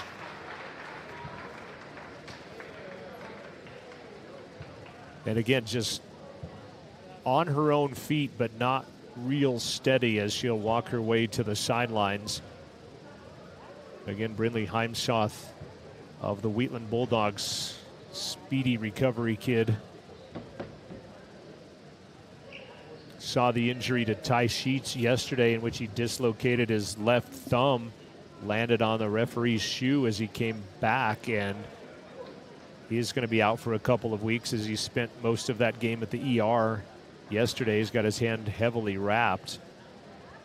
They do have Brindley now behind the Wheatland bench, and I think she's going to sit in a chair behind the bench. And this is a tough one when you're a Wheatland player and your teammate is right behind you now after seeing stars on that one. They're going to lay her down pretty much right behind the bench and just lay her down. And I purely speculation, I'm wondering if they're actually waiting for an ambulance or paramedics to arrive at this point as they have her laying down right behind the Wheatland bench. So we're going to let the teams rehuddle and bring them back out. 2:34 left to play in the third, 28-20. Heimschoth had 2 rebounds and 6 points for the Bulldogs before she went out. And out of all of that, I think it ended up being a Riverton turnover, did it not? It'll be Wheatland basketball. 2:42 in the Mountain West. Game was stopped for approximately 10 minutes. Attending to a player that went down, hit her head pretty hard from Wheatland High School. And again, everything positive you can muster going towards Brindley Heimschoth right now. It actually ends up being Riverton basketball, so I was incorrect and not sure why they inbounded it at that juncture down there rather than maybe where it went out at the midcourt stripe, but that is exactly what happens, and we're back to basketball. Cutting was Johnson. Paisley gets called for a walk, and the travel violation will give it back to the Wheatland Bulldogs. 2:20 left. Macy Brown into the contest. Savannah Morton and Paisley Jackson out. Bradley is in. Johnson, Judd, and Engstrom for the RHS girls. Half-court trap, got away from it. Underneath, Graves missed the shot. Engstrom the rebound. She'll get tied up. It's Riverton basketball. With 2:05 remaining in the third quarter of basketball. It's 28-20. Are you watching the score, Thomas? Get them their extra point. Wolverines will bring it into the front court. Man-to-man defense by the Lady Bulldogs. Steele read it nicely. Graves the distance, laid up and in. It's a 10-point game now. Largest lead of the contest for the Bulldogs at 30-20 with 95 seconds remaining in the third quarter.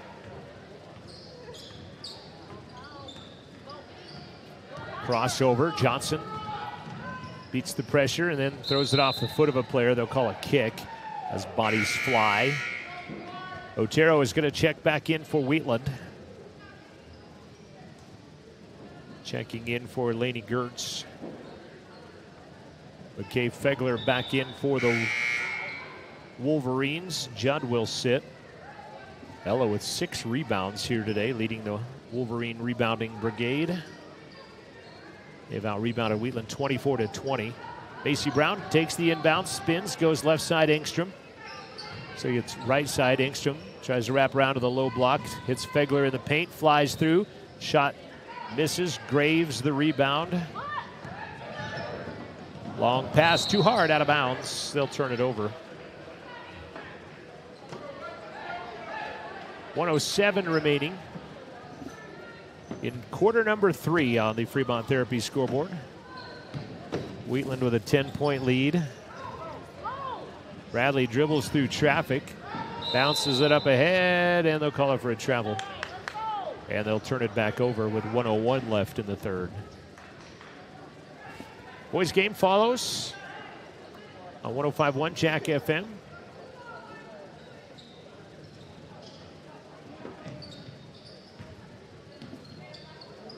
Token pressure by the Lady Wolverines, as Wheatland will break it. Graves to Nichols. Nichols throws baseline the other side. Mickelson down low. Graves, point blank, missed it. Got her own rebound, put it back up and in.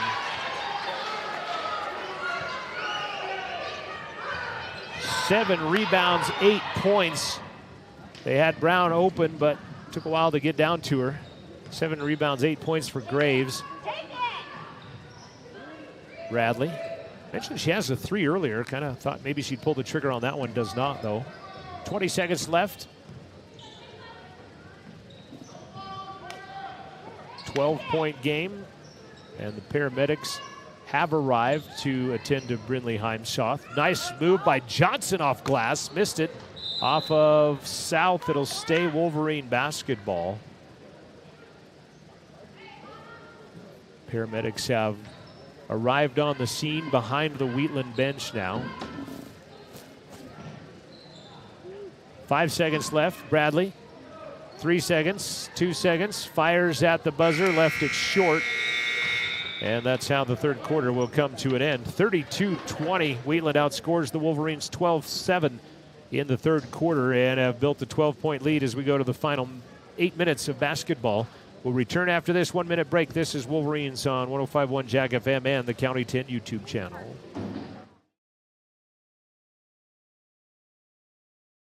Therapy Group has been a proud supporter of Wyoming athletics for more than 25 years, providing highly trained clinicians to treat athletes in the clinic and on the field. Fremont values commitment to professionalism, expertise, and community. With specialized training and one-on-one service, they get you back to doing what you love. Whether you need rehab for an injury from a sports certified specialist, or you need to get therapy from their certified hand therapist in Fremont County, with 6 locations in western Wyoming, they provide aquatic therapy, dry needling, and women's health therapy. Find out more about Fremont Therapy Group or schedule an appointment. Go to FremontTherapyGroup.com.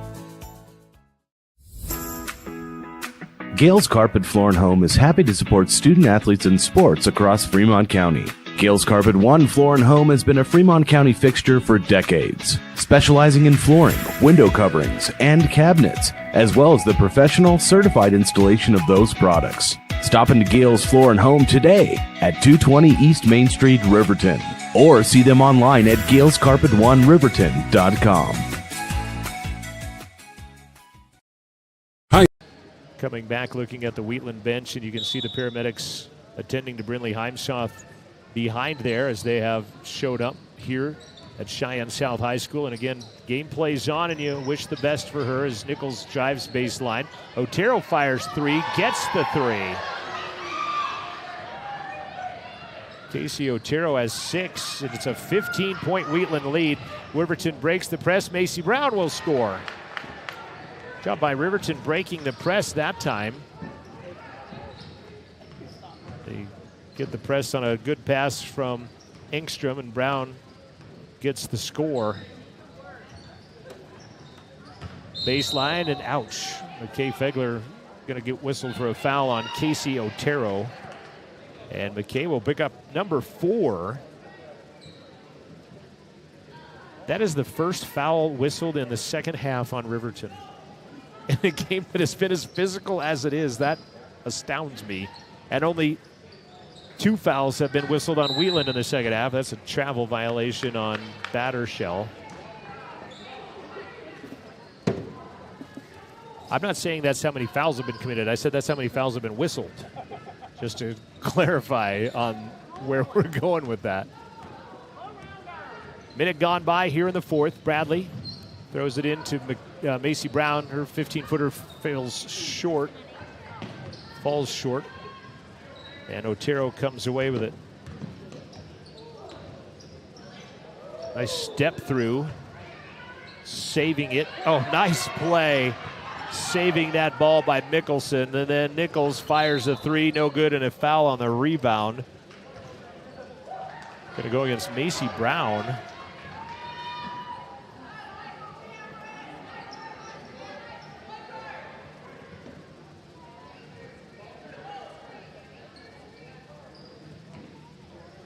Macy picks up her fourth, so she and McKay each with 4 fouls now. Otero, lob down low, Graves. Johnson fell down. Otero gets it back, fires for 3, gets another one. 2 threes in this quarter by Otero. She has 3 for the game and 9 points, and the lead is 16. Riverton almost turns it back over, and they do eventually, as nice quick hands by Grace Battershell knocks that one away. Wheatland starting to pull away from the Wolverines. They've outscored them 18-9 here in the second half.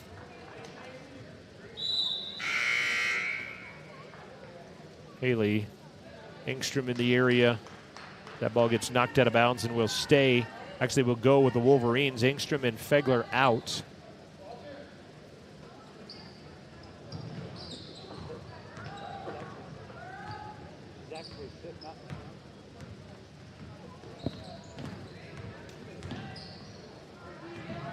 So in the good news equivalent of things is that ball swatted out of there by Nichols and taken away by Nichols. We'll get to that good news here when we get a stop in play, as we'll get a foul on Riley Johnson. That'll be number 3 on Riley. In the good news of things, it appears that, well, I guess maybe we've had 2 sets of paramedics show up. One has left, and sitting up now is Brynlee Heimsoth behind the Wheatland bench. So hopefully the better news of everything that could transpire from this for Brynlee. Give and go pass, poked away, taken away by Ella Judd. Bradley brings it to the front court, hands it to Judd. Ella scoots it outside. Brown might have traveled, got away with it. Johnson takes it down the right side. Mickelson, and a blocking foul on Mickelson as she went down. Second personal foul on Mickelson, 3rd team foul on Wheatland.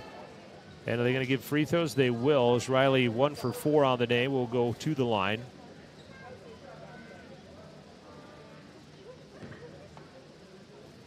.5:21 left in the 4th quarter. Riley free throw on the way. Not good. Got a Hollywood ending right there as it bounced all over the place and fell out. 38-22 Wheatland, 5:21 left to play, 4th quarter. Girls basketball from Cheyenne High School on 105.1 Jack FM. Riley misses both. She has struggled from the line today, 1 of 6. And the rebound goes out of bounds to the Bulldogs, who have closed the rebounding gap. It's a 1 rebound differential right now between the 2 teams.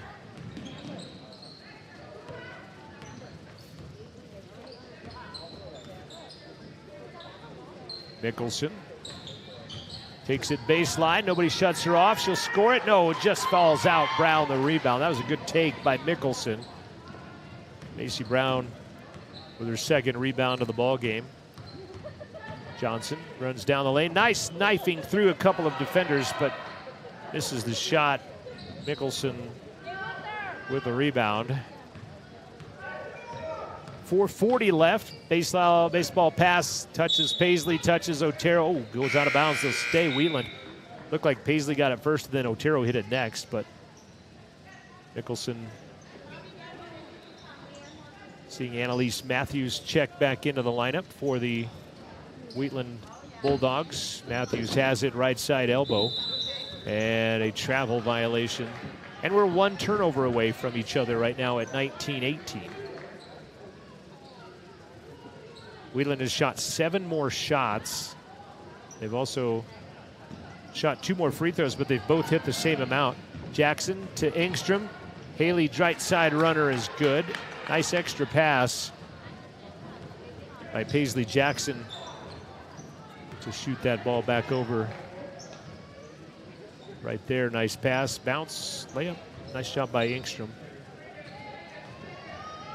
The flash makes that go a little faster there, Thomas. I like that, changing that up. 4 minutes left to play. And Heimsoth is up and walking on her own power, and Nichols will rain a three that misses. Rebound Battershell, and she is fouled. Top of your screen, walking right behind the Gatorade cooler there, you can see Brinley Heimsoth walking out, and I guess that's as good as you could hope for, walking out of the gym under your own power as opposed to any other scenario that could happen there. Battershell with her fourth rebound. Foul was whistled on Olivia Bradley, just her second. Fegler into the game, Johnson out. Now we've apparently got blood, and that's why Riley had to come out. Yeah, in the non-contact sport, we've had a stop and play with paramedics brought in. Now we got blood on the floor for this one. 3:54 remains in the fourth. 38-24, Wheatland on top of the Riverton Wolverines. Girls will play again tomorrow, and they will do so at this time, 3 o'clock, over at Story Gymnasium against third-ranked Casper Natrona. Attending to blood, the head coach Travis McIntosh going out there. He's got to do his own blood work in his corner. 14-point Wheatland lead. They've outscored Riverton right now 18-11 in the second half after they led 20-13 at the break. I'll go double check your score. Make sure you got it right. All right, you're good.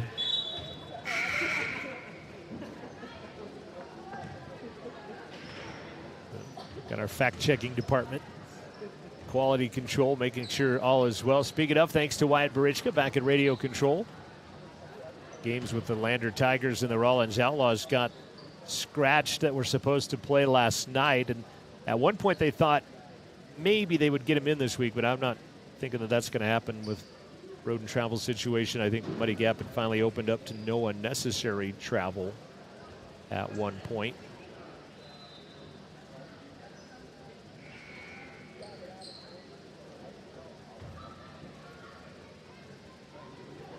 .38 degrees and cloudy in Cheyenne right now as referees tend to more blood on the court. We'll get back after it. Boys game was to start at 3 o'clock. If you're watching on the County 10 YouTube stream and listening on 105.1 Jack FM, we are going to be behind a 3 o'clock start as Battershell misses the first. Battershell 13 of 25 on the season coming into the weekend.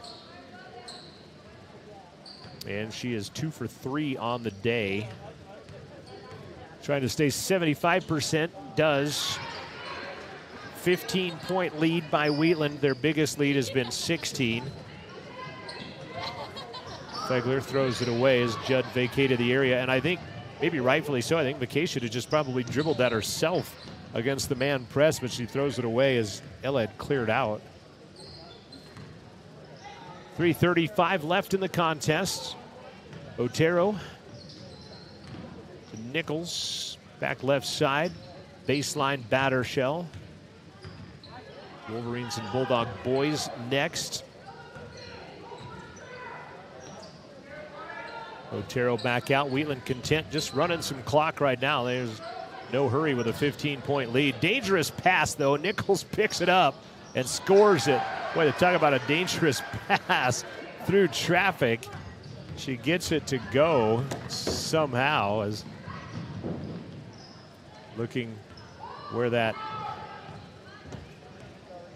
pass might have come from, as we'll come back to action instead as that replay was taken a bit. Underneath, Jackson has it knocked away by Otero. She'll get it back. McKay Fegler takes it back. That one won't go. And out of bounds. It will go to Riverton. Stays with 2:43 left.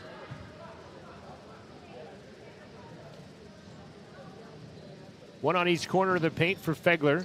Nobody's moving. Finally, Jackson and Engstrom do. Paisley will turn around for 8. Missed it. Engstrom the rebound. That doesn't go. Finally, Otero comes out of it. 6 rebounds and 4 points for Engstrom. Nice wraparound pass. Nichols, 6-footer in the lane. No good. Engstrom muscles away the rebound.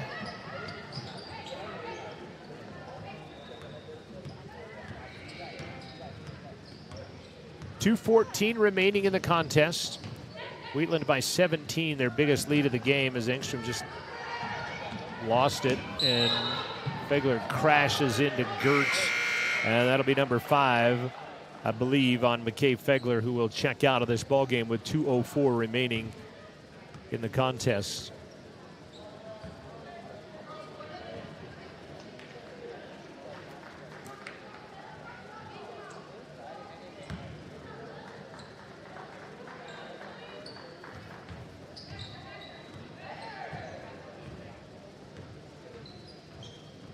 Under 2 minutes left. Otero fouled from behind by Paisley Jackson.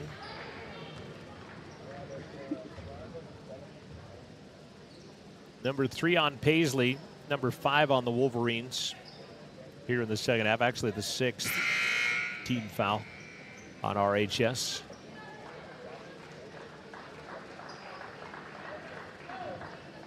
Jada Graves checks out of the contest. Lob pass up top. Gertz, she'll double dribble. Dead even in the turnovers in this ball game, oddly enough.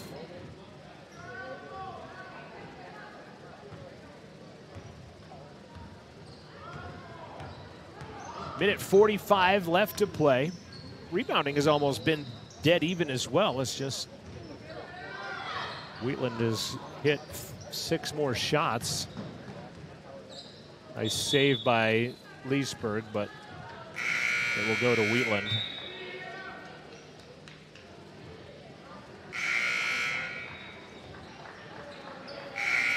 Substitutions by the Bulldogs and the Wolverines as Macy Brown will check in. Bradley will step out. Alex Paulson back in along with Cameron Mickelson. Matthews in, also Macy Jones, who hit some big free throws in the JV game, in the JV win for the Lady Bulldogs as they knocked off Riverton in the JV game. About to do it here in the varsity game as well, as a minute 15 left and a 17-point Wheatland lead. Good comeback for them after getting beat by Southeast yesterday. That triple way over the mark. Rebounds Macy Brown out of the pack. We'll pick a Lander Medical Clinic player of the game. We'll give you some stats quickly at the conclusion of this game. It'll be our Bailey Enterprises post-game show as Paisley lights up a 3. Missed it. Matthews crashes in to get the rebound, and I think she's fouled, or is she the fouler? She is fouled by the Wolverines, and will shoot one in the bonus.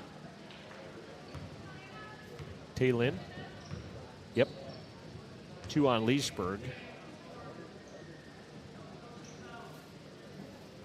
49.7 left in the fourth quarter.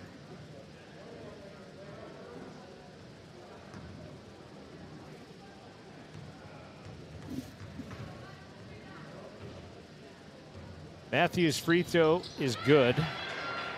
He will get another.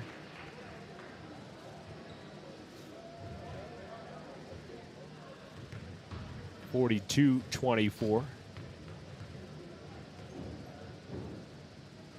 Second one on the way. Banks that one in. 3 banked free throws we've seen today. And a banked from the angle 3-pointer. 19-point game, 43-24. 40 seconds left in the contest. Paisley scoots right side off glass. Nice take. Paisley Jackson double figures again today. 15 yesterday. She has 10 today. Comes with 30 seconds left to play in the contest in a 19-point game, now 17. Nice job by Paulson. And hopefully she didn't hurt herself sliding on the floor and essentially doing the splits out there, but she does get the turnover. Hopefully Alex all right after that. 17 seconds left. Wheatland will go to 8-2. Riverton will lose their 5th in a row and drop to 1-7 with an uphill battle against Natrona tomorrow at Story Gymnasium. Paisley runs through the lane. Jackson misses. Mickelson rebounds, and that's how this game is going to end. Final score for the Wheatland Bulldogs out on top, 43-26. They win it. 17-point win. They outscored Riverton 12-7 in the third, outscored them 11-6 in the fourth. Outscored them in every stanza except the first. Riverton had a 9-6 advantage, and it ends up a Wheatland win, 43-26, the final score from South High School. A very quick timeout. We'll come back. We'll pick our player of the game. We'll give you some final statistics as we'll hit the Bailey Enterprises post-game show. Bulldogs win at 43-26, and girls basketball will return right after this. Therapy Group has been a proud supporter of Wyoming athletics for more than 25 years, providing highly trained clinicians to treat athletes in the clinic and on the field. Fremont values commitment to professionalism, expertise, and community. With specialized training and one-on-one service, they get you back to doing what you love. Whether you need rehab for an injury from a sports certified specialist, or you need to get therapy from their certified hand therapist in Fremont County, with 6 locations in western Wyoming, they provide aquatic therapy, dry needling, and women's health therapy. Find out more about Fremont Therapy Group or schedule an appointment. Go to FremontTherapyGroup.com. Gales Carpet Floor and Home is happy to support student athletes in sports across Fremont County. Gales Carpet One Floor and Home has been a Fremont County fixture for decades, specializing in flooring, window coverings, and cabinets, as well as the professional certified installation of those products. Stop into Gales Floor and Home today at 220 East Main Street, Riverton, or see them online at galescarpet1riverton.com.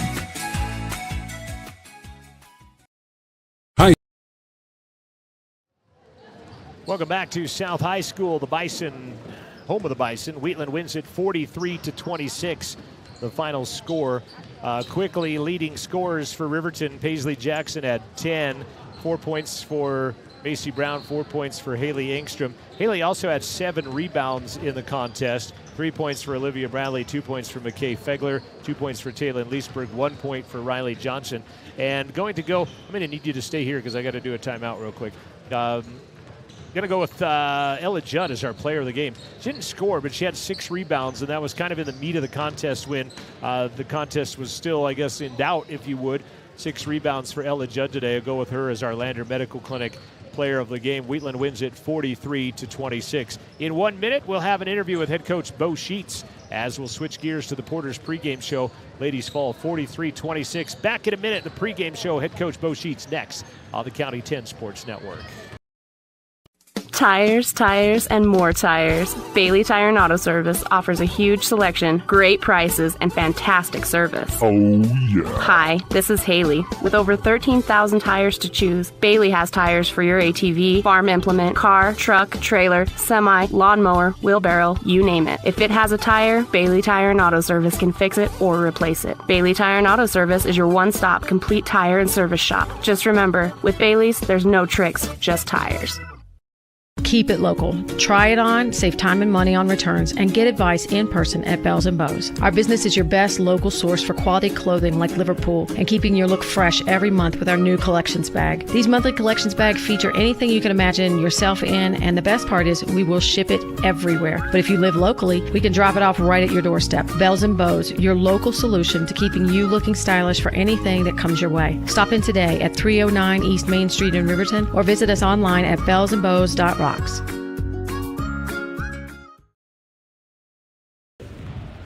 Back on the Porters pregame show as we transition between the girls and the boys game, talking with head coach Bo Sheets. And, you know, I talked to some central people that are close to Riverton, and it was, oh, this kid was out, this kid here, but we had a kid out. I mean, I think take nothing away from the Wolverines' effort last night. That's my text on it. Of course, I've got a little better vested interest in Cardinal Red than most, but I thought your kids played well and deserved to win that game.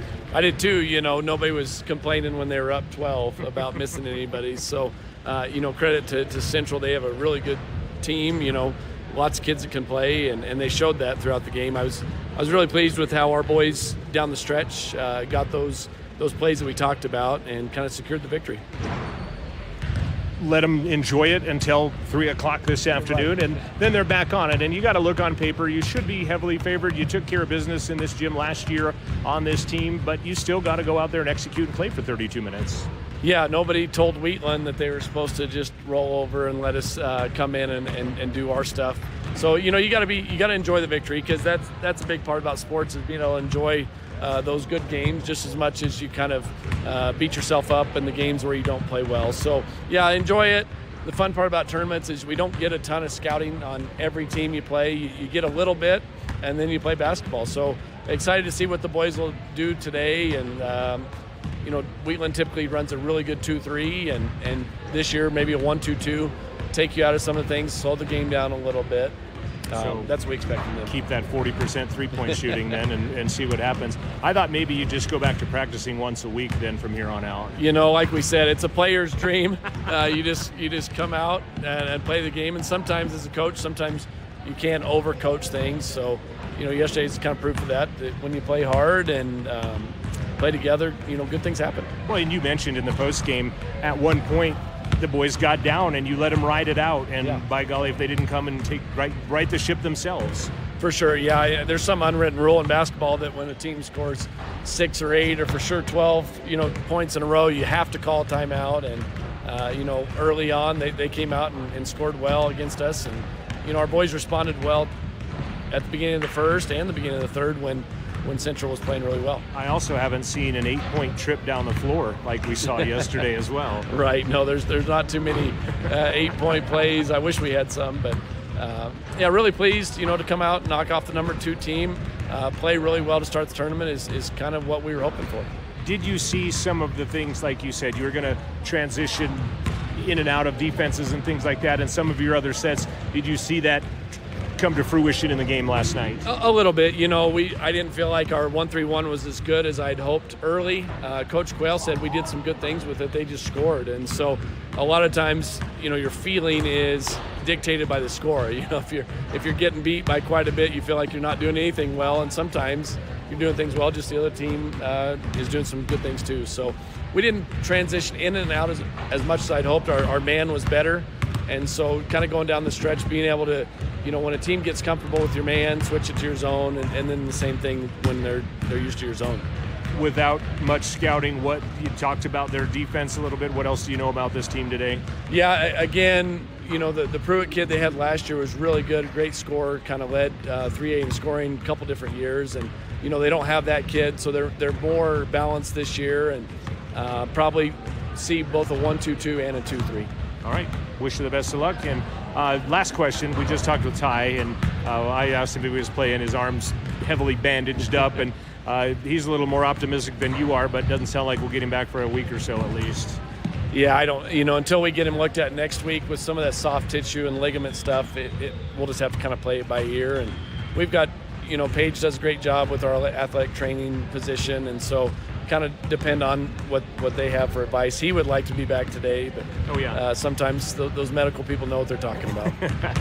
Best of luck. We'll talk to you when it's all over. All right. Thanks, John. Head Coach Bo Sheets, stay with us on the Porter's pregame show. Starting lineups in the TAP.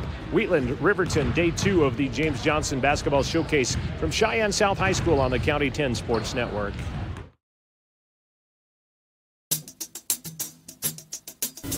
Brown Sugar Coffee Roastery is proud to be a supporter of athletics and student athletes all across Fremont County. Brown Sugar is a locally owned and operated restaurant located in downtown Riverton. Their passion is coffee and locally sourced foods. Be sure to stop in for dinner service and look for a new menu coming soon. Brown Sugar Coffee Roastery. See them online at brownsugarcoffeeroastery.com or stop in at 203 East Main Street, Riverton. Central Wyoming College has a new Bachelor of Applied Science degree in Early Childhood Education. Being a teacher has always been a dream of mine. This degree combines the academic, assessment, and classroom management content that students need to be successful in the classroom. Gain knowledge in how young children grow and develop physically and cognitively, and guide them to social and emotional development. What I really like about the education program here at CWC is that we get a lot of classroom experience. Make your way at CWC. Elevate Rehab in Lander is a proud sponsor of sports in Fremont County. Elevate offers physical and occupational therapy and specializes in hand therapy. Elevate Rehab also offers one-on-one personalized treatment for every patient. Their dedicated team of highly skilled and specialized therapists will help you on your journey back to better health and mobility. Elevate Rehab, 535 East Main, Suite D.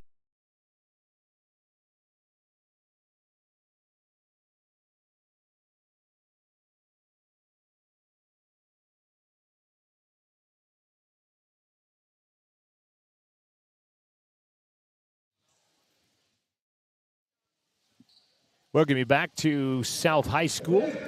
You heard Bo Sheets as these teams will get ready to battle Riverton in the road Cardinal Red today after the home whites at Central yesterday. Wheatland will be in the home white uniforms, and we'll give you the starting lineups. We'll go first off for the visitors. That is your Riverton Wolverines. Wearing number 0, a 6-foot senior, averaging 6 points, 3 rebounds per ball game, is Jason Vincent. Number 1 is Derek DeVries, a 6'2 junior, averages 15. Last night he scored 16. I had him for a double-double with 10 rebounds and a 3-pointer. Number 5 is a 6-foot senior, averaging 6 points, 5 rebounds per ball game. Scored 8 points with 3 boards and had a couple of free throws last night, Cade Gabrielson. Number 12, the leading scorer, is a 5'9 junior, averaging 18 points a game.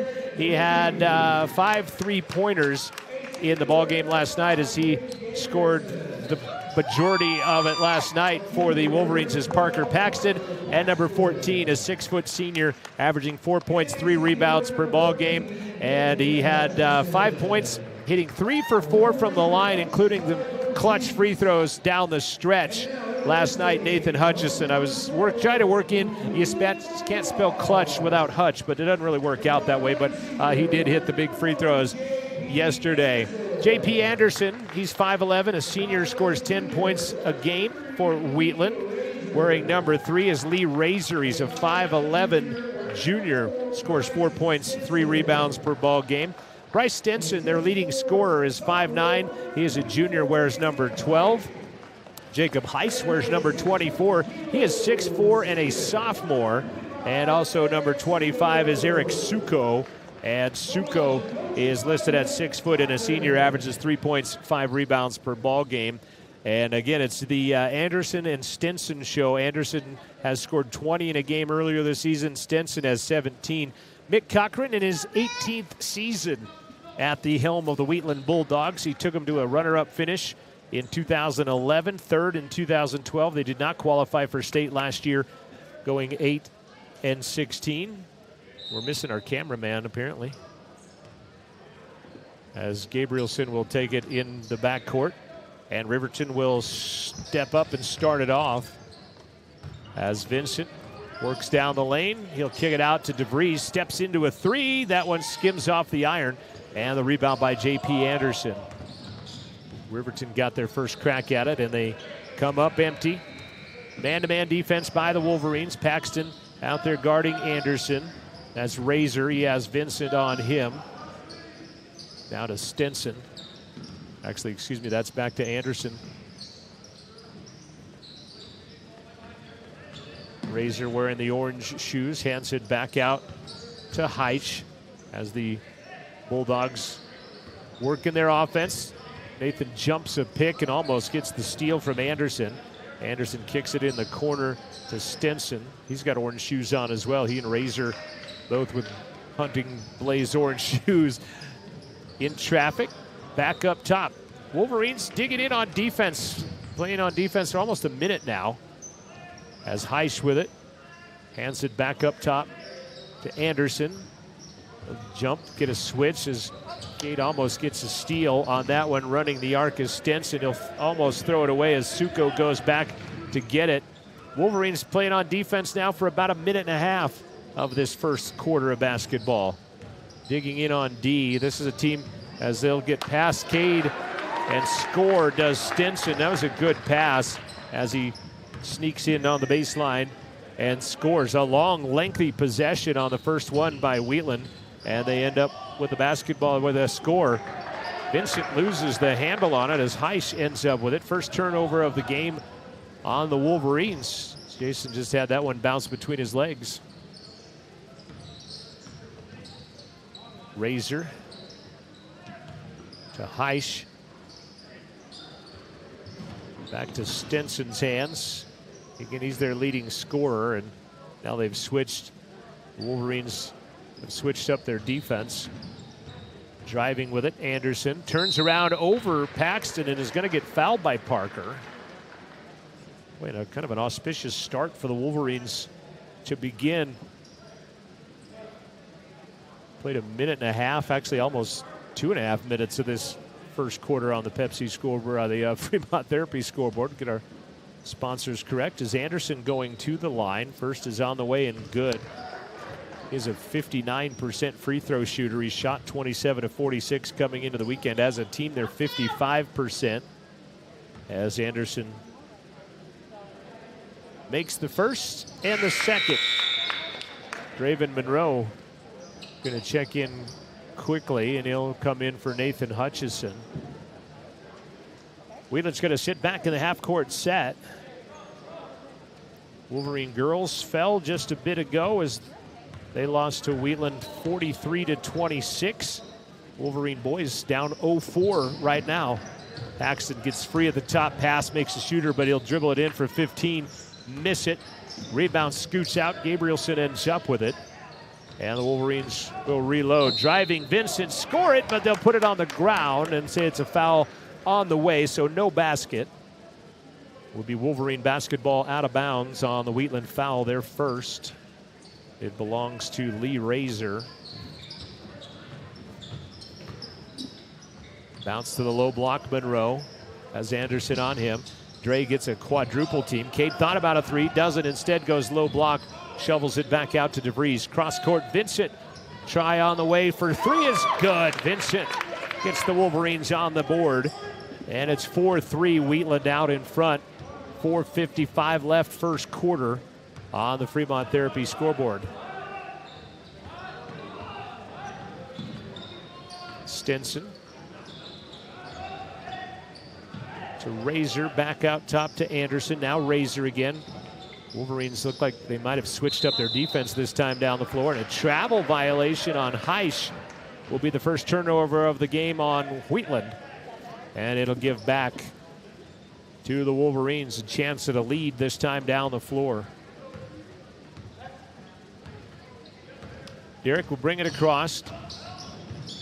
Parker in the baseline, triple, got it. Parker Paxton and the Wolverines have a 2-point lead on back-to-back triples by Vincent and Paxton, and it's 6-4 RHS. Stinson hands it back up top to Anderson. Alley-oop on the way, but underneath resetting, and they missed the shot, but they'll reset, get the ball back. Anderson from three at the top. Doesn't get it, and over the back as Gabrielson was working on position. Cade will be fouled by Suko. Second team foul, first personal, and the Wolverines get the basketball. Paxton and Vincent will come out. Hauk and Hutchison back in. Hauk for the first time. Hunter, a 6-foot junior, had a huge triple in the course of that basketball game last night. It was his only 3 points, but it was a big basket when he hit it. Midway through the first, Hutch in the paint, rises for 6, and it'll roll in. Nice little shooter's touch by Nathan Hutchison. Signed a letter of intent to play baseball at McCook College over the holiday break. Have some footage of that, but we've just not been able to get all of our ducks in a row to get that put on. Cade got kind of clipped in the hip by Suko at the top on a pick, but nothing called. Suko has it now. Hauk on him defensively. Back into the hands of Stinson. Cade on him at the hash mark. Pick at the top. Give it back over to Heisch. Heisch almost knocked away from him by Monroe. Wolverines man-to-man defense. Steal by DeVries. He can't keep control in that corner. It'll go out of bounds. And Coach Sheets will burn a 30-second timeout. We're going to stay here. 8-4 Wolverines out in front. Stay here and thank Tyler Watson, State Farm agent, a proud supporter of Riverton Athletics. State Farm reminding you not to forget your old memories and protect your new ones as well. I'm destroying stuff here in my score sheet. Don't forget old memories. Protect your future. Stop in and see Tyler and his staff, 618 East Washington Avenue, or online at insuringriverton.com.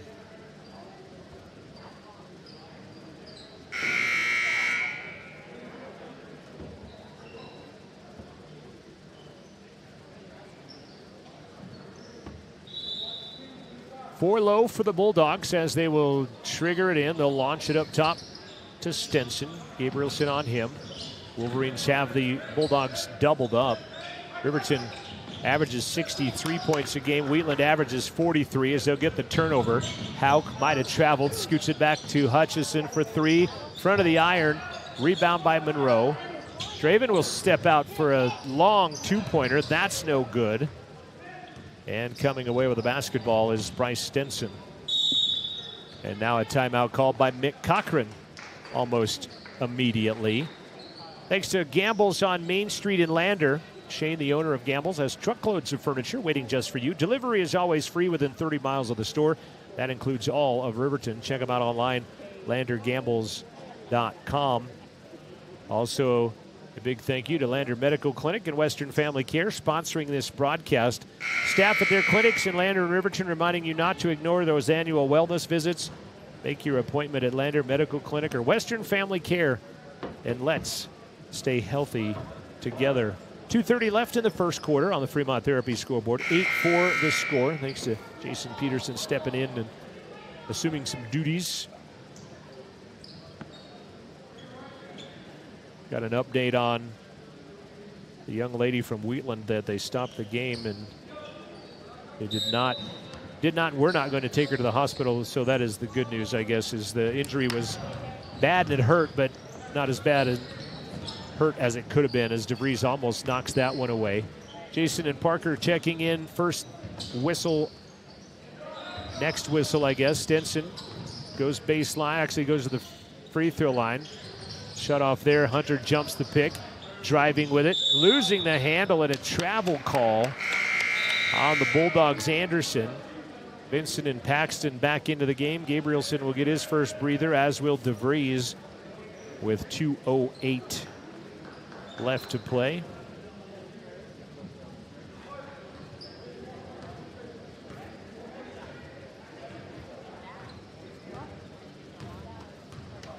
(8-4) Riverton. Out in front is Vincent. Baseline, wraparound pass, wide open. Hauk, he missed it, got his own rebound, put it up, and is fouled. Boy, that was a great pass by Jason Vincent. Hunter just could not finish it, and he'll go to the line. It was a terrific pass by Jason, and Hunter unfortunately robbed him of an assist as he didn't get it to connect. Instead goes to the line, misses the front end. He will have another. Razor and Stenson leave the ball game. Tag Mickelson will check in. Also, trying to see who the other one is that came in for Wheatland. It is Nolan Hoffrock as Hunter gets the second. And it'll be a timeout as that stop and play as Heiss comes out. And it looks like Colton Halverson has checked in for him. 9-4 Wolverines. 1:43 left to play. Wolverines in a 1-3-1 zone. They played a little of this last night right now with Parker at the top. Jason down running the baseline in that 1-3-1 zone. And Coach Sheets thought he would see a 2-3 or a 1-2-2 out of Wheatland, but they've come out in man to start things off defensively. Underneath, Suko missed it. Monroe taps the rebound out of bounds. It's going to stay Wheatland basketball as Draven got a piece of that one. Again, the Wolverines switching it up to a 1-3-1 zone defense this time down the floor. Now looks like they might switch that up to man. Anderson shut off by Hutch. Working perimeter are the Bulldogs. Wolverines have switched up to a man out of that. Monroe is going to get called on a reach on J.P. Anderson. Draven, foul number 1, second on the Wolverines. Same 3 officials we saw for the ladies' game. A lot of officials needed, a lot of scorekeepers, a lot of ticket takers, a lot of custodian. There's a lot that goes into a mammoth tournament like this at several different gyms all over the capital city this weekend. Under a minute left to play. Driving, and it's going to be a foul on Riverton. Kind of forcing the issue was Anderson. Parker kind of can't believe that same thing himself. And they go on Paxton. That'll be his second personal foul. And Coach Sheets kind of imitating what Anderson did there. Usually when you dip that shoulder, you're going to get called for an offensive foul, but that was not the case in that instance. Baseball pass up top, knocked away. Hutch ends up with it. 1-on-3, trailing Vincent where he hit his other 3, knocks down another. Good transition bucket by the Wolverines out of that one as Nathan scoots it back to Vincent. He steps up, launches the 3, and knocks it down. Good job on the replay by one Thomas Dent III. 12-4 the score. Wolverines, 15 seconds left.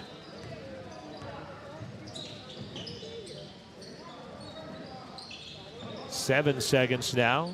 Hoffrock for 3 straight away, got it. He got it to drop over Hauk, who had gotten picked, and 3/4 court shot not close, and we've played 1 quarter of basketball. End of a weird number 1 quarter, 12-7, Wolverines out in front on the Fremont Therapy scoreboard. We'll be back after this timeout. This is Wolverine basketball from 105.1 Jack FM and the County 10 YouTube stream. If you're looking to get upgrades on your vehicle done with bumpers, grill guards, and bed liners, shop locally. Instead of traveling the extra mile to an out-of-town shop, take it to the premier local shop here in Fremont County. Wyoming 4x4 has over 25 years of experience under the belt. Dan will take your stock truck and give it the perfect accessory makeover tailored to your vision. Stop at Wyoming 4x4 or give Dan a call at 307-857-3175.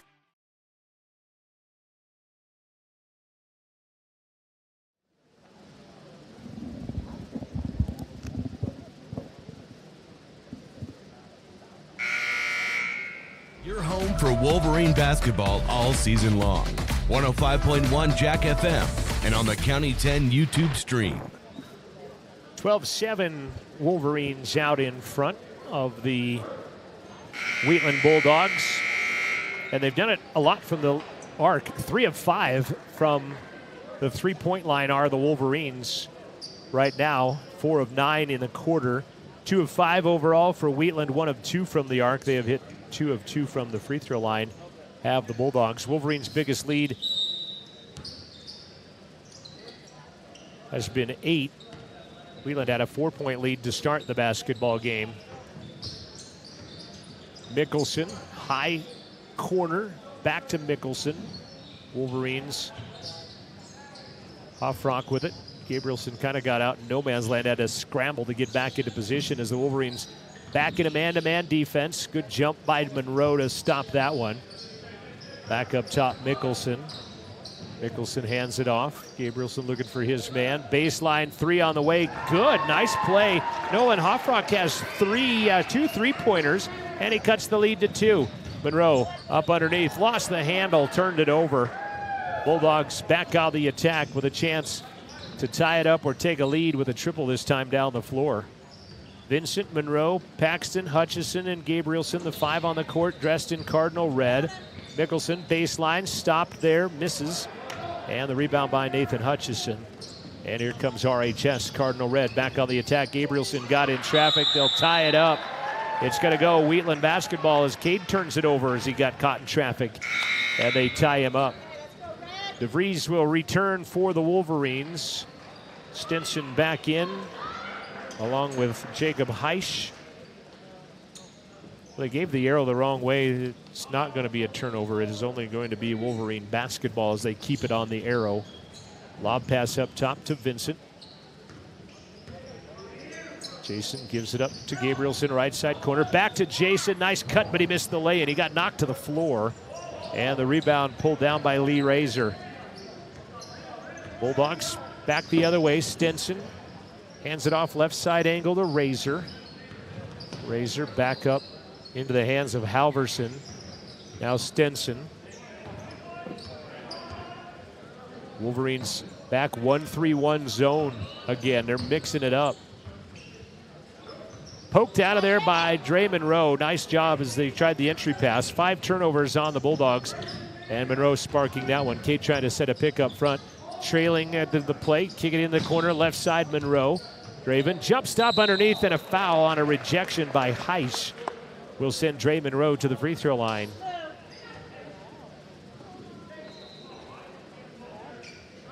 It's going to be on Jacob Heiss. Number 1 on him. Number 3 on the Bulldogs.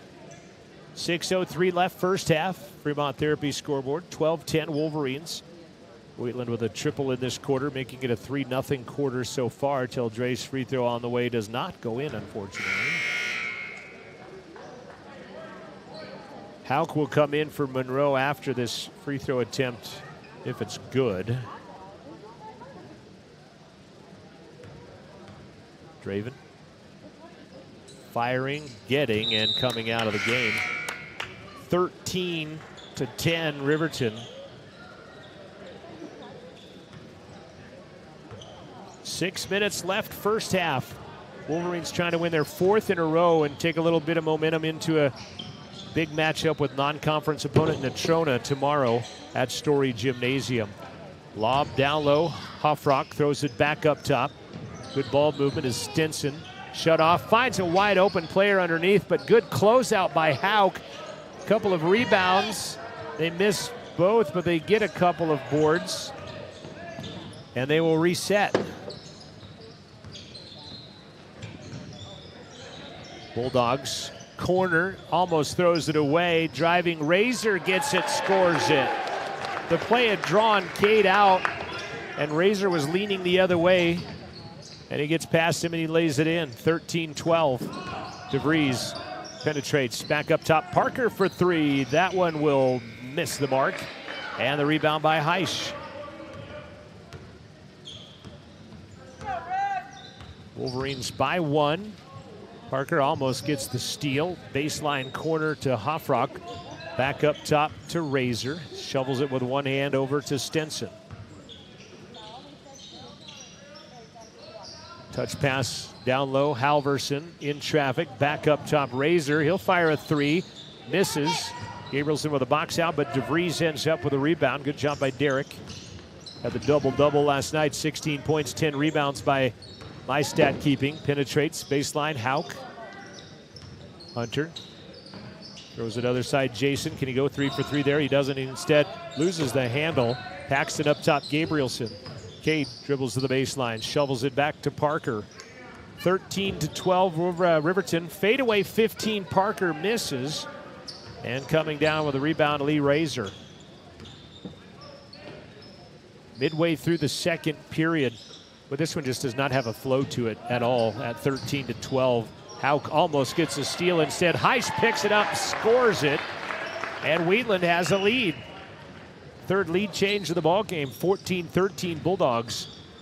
DeVries penetrates, goes to Hauk in the corner, back to Derek. Wolverines now 3 of 6. Gabrielson in the corner for 3 on the way. That one is off the mark. And another rebound by Razor. Well, they started out hot, but have cooled off now to the tune of 3 of 7 from three-point land. Going to see Eli Lucas for the first time since the home tournament, as he was sick at the Flaming Gorge and did not play yesterday. A lot of ball movement running around for the Bulldogs right now. 2 players from each team will check in. Heiss spins on Parker, misses. Hauk controls the ball for Riverton. And they'll try to flip the lead for a 4th time. DeVries in the paint, rises for 6. That one rims out. Swats the rebound away to himself. Jason for 3. His 3rd triple of the game is good. And a timeout called by Mick Cochran. We have a replay of that by any chance, Thomas? We just saw it. Darn it, I missed it. Didn't get my replay monitor turned on in time as Mick Cochran coming over to talk to the official during that timeout. My guess is maybe about the DeVries rebound as he had muscled that away. But fourth lead change of the game. 14-16 our score. 2:47 left to play in the first half of basketball. We'll have Travis McIntosh joining us at the intermission, talking about the ladies' game. Thanks to Bailey Tire and Auto sponsoring this broadcast. Bailey Tire and Auto in Riverton and Lander. A huge selection of every kind of tire you can think of. Check them out and stick around for the Bailey Tire and Auto postgame show after this contest. Your scoreboard brought to you by Fremont Therapy Group of Riverton and Lander. For more than 25 years, they have been Fremont County's leader in physical and occupational therapy. Proud to provide experienced clinicians supporting athletes and their families, wishing the Fremont County teams the best of luck this basketball season. Riverton has 3 timeouts. Wheatland has 4.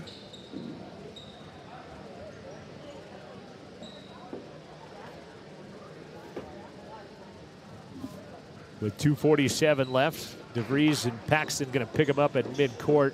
Hutchison, Hauk, and Eli Lucas into the ball game. Good to see Eli back out there. Again, he was ill during the Flaming Gorge invite. Eli, a 5'11 junior. He's only played in 3 varsity games this season. All 3 at home at the Stranigan invite. Actually 4, all 4 of them at home. Parker almost gets a steal. He does. Which way will they go with it? They point Wheatland basketball. Got a replay on that one, Thomas, just so we can see how it goes. Parker was doing a great job of D'ing him up. Oh, there's a push off. They'll get it right back. So that'll be a turnover anyway right there as the foul on J.P. Anderson pushing off of Paxton that time. 4th foul on Wheatland, 6 turnovers on the Bulldogs. 2:30 left in the half. Riverton by 2. Lucas shut off on the baseline, throws it back up top. Hauk. Hunter drives right side. Back to Lucas, left a 15-footer short, and Razor has been sharp on the rebound. That's his 4th of the quarter with 2 minutes and 10 seconds left. Parker again D'ing up Anderson as he comes across half court. Wolverines have switched back to a man-to-man, ratcheting up the defense here a little bit. Anderson runs into Hauk, and a blocking foul on Hunter underneath. It's going to send J.P. Anderson to the line. Got to tell you, from this broadcast vantage point, it looked like Hunter had been set up for a little while here. We're going to watch the replay here. We'll just get the tail end of it. Unfortunately, not enough conclusive evidence to overturn on the instant replay. Anderson knocks down the free throw.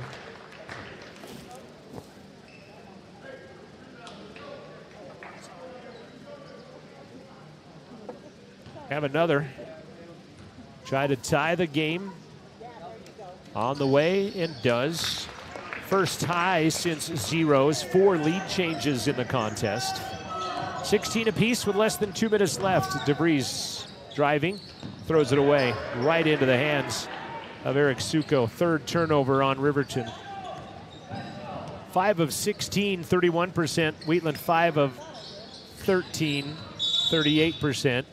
And a hand check on DeVries will be the 5th team foul of the Wolverines, and it will be Wheatland ball out of bounds.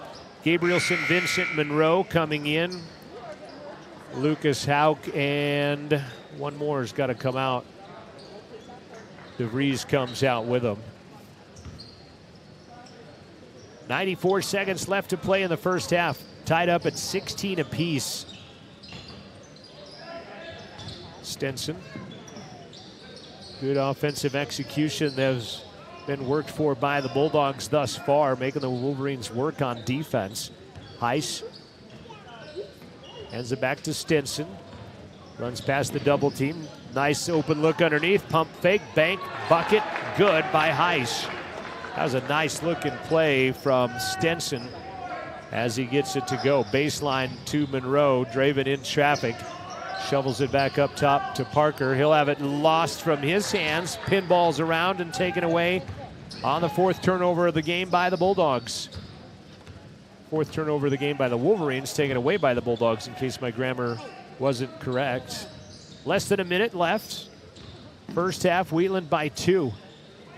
Riverton has had big third quarters, by the way, in this season, young season, where they've played 8 games. Left-handed shovel to Heisch, 28 seconds left. Back up top to Anderson, gets a pick. Trying to get Parker off of him. Suko back to Stinson. Down low underneath, Heisch shoots it over the top. Gabrielson with pretty good defense, and Parker comes in to glove the rebound. Paxton one-on-one with 10 seconds left. They're going to look for possibly a tie. Parker drives. He'll knife through a couple of players, and it's good. He wanted contact, and I'm not so sure he shouldn't have got it, and we're going to end tied as we go to the halftime locker room. Kind of the sentiment from everybody is all coaches looking at the ref from both sides, wondering what in the world is going on in this one on some no calls, but nothing called there. And Parker gets it to go, and we're tied at 18 apiece at the break. Coming up, an interview with head coach Travis McIntosh. We'll do that after this timeout. Wolverines and Bulldog boys tied at 18. This is Wolverine basketball from the County 10 Sports Network. If you're looking to get upgrades on your vehicle done with bumpers, grill guards, and bed liners, shop locally instead of traveling the extra mile to an out-of-town shop. Take it to the premier local shop here in Fremont County. Wyoming 4x4 has over 25 years of experience under the belt. Dan will take your stock truck and give it the perfect accessory makeover tailored to your vision. Stop at Wyoming 4x4 or give Dan a call at 307-857-3175. Wyoming Catholic College are proud.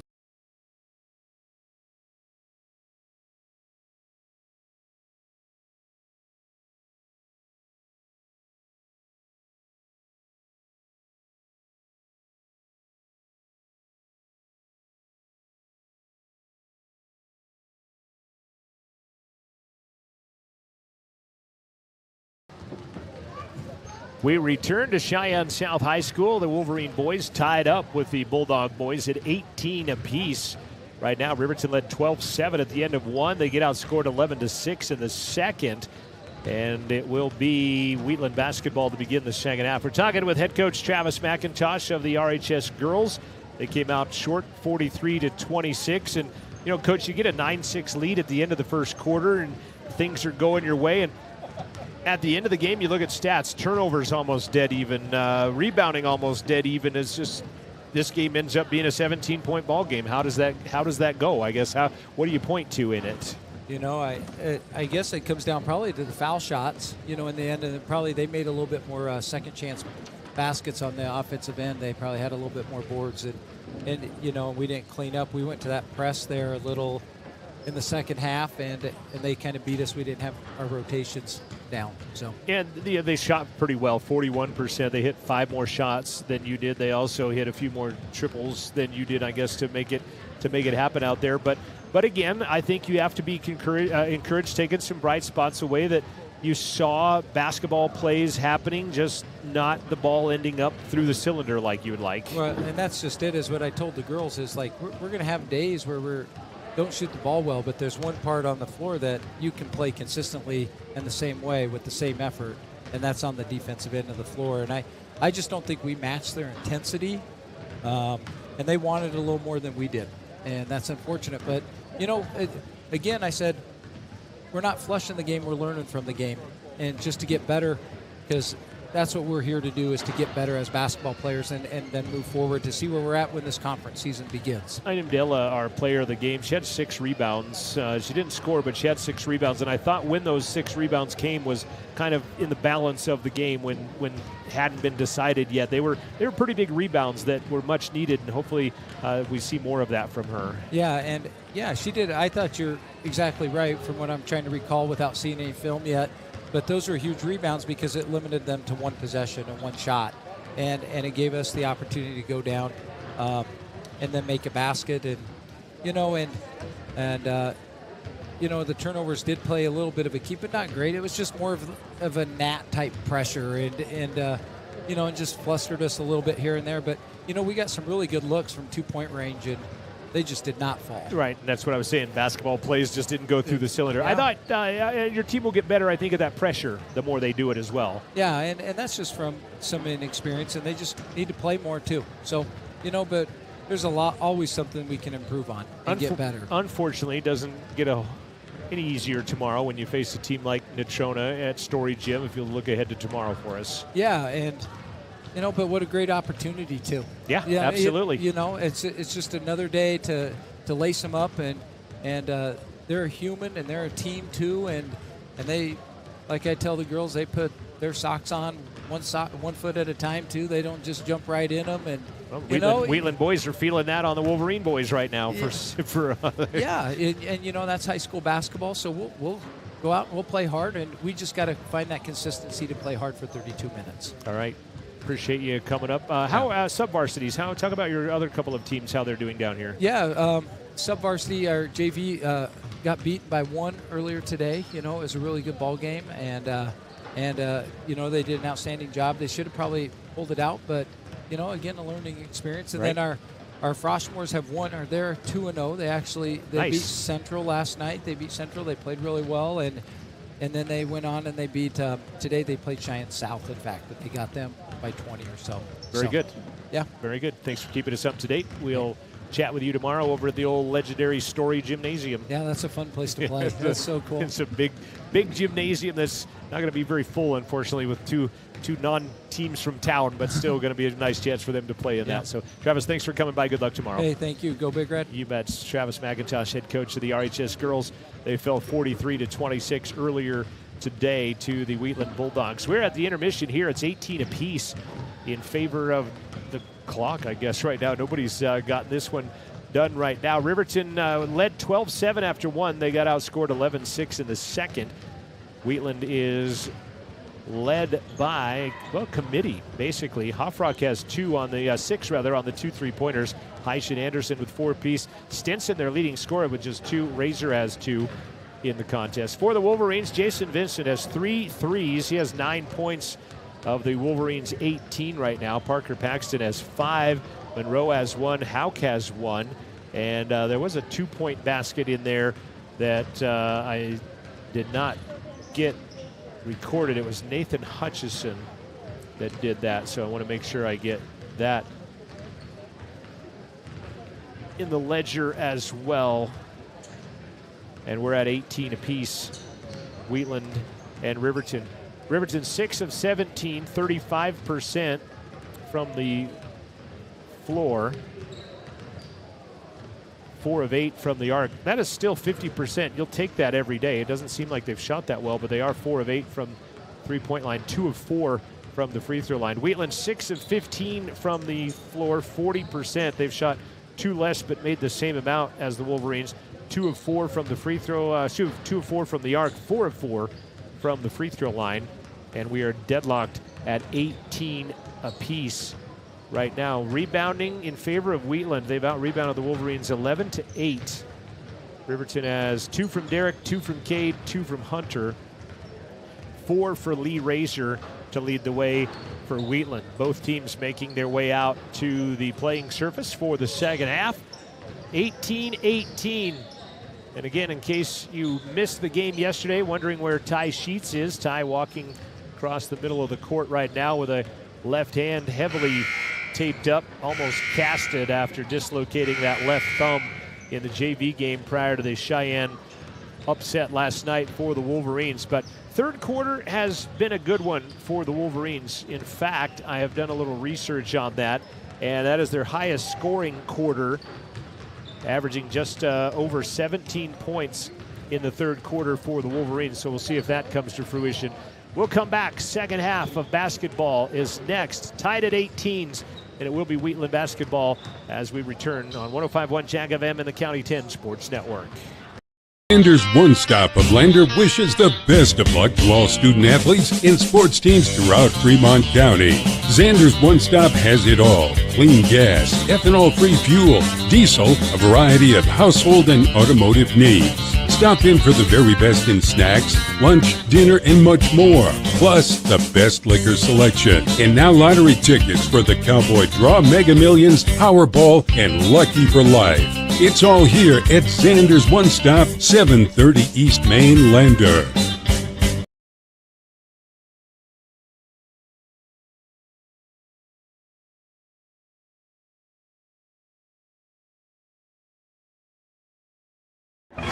If you're looking to get upgrades on your vehicle done with bumpers, grill guards, and bed liners, shop locally instead of traveling the extra mile to an out-of-town shop. Take it to the premier local shop here in Fremont County. Wyoming 4x4 has over 25 years of experience under the belt. Dan will take your stock truck and give it the perfect accessory makeover tailored to your vision. Stop at Wyoming 4x4 or give Dan a call at 307-857-3175.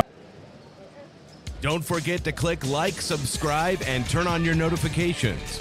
Don't miss any of the action for Wolverine basketball on County 10's YouTube channel.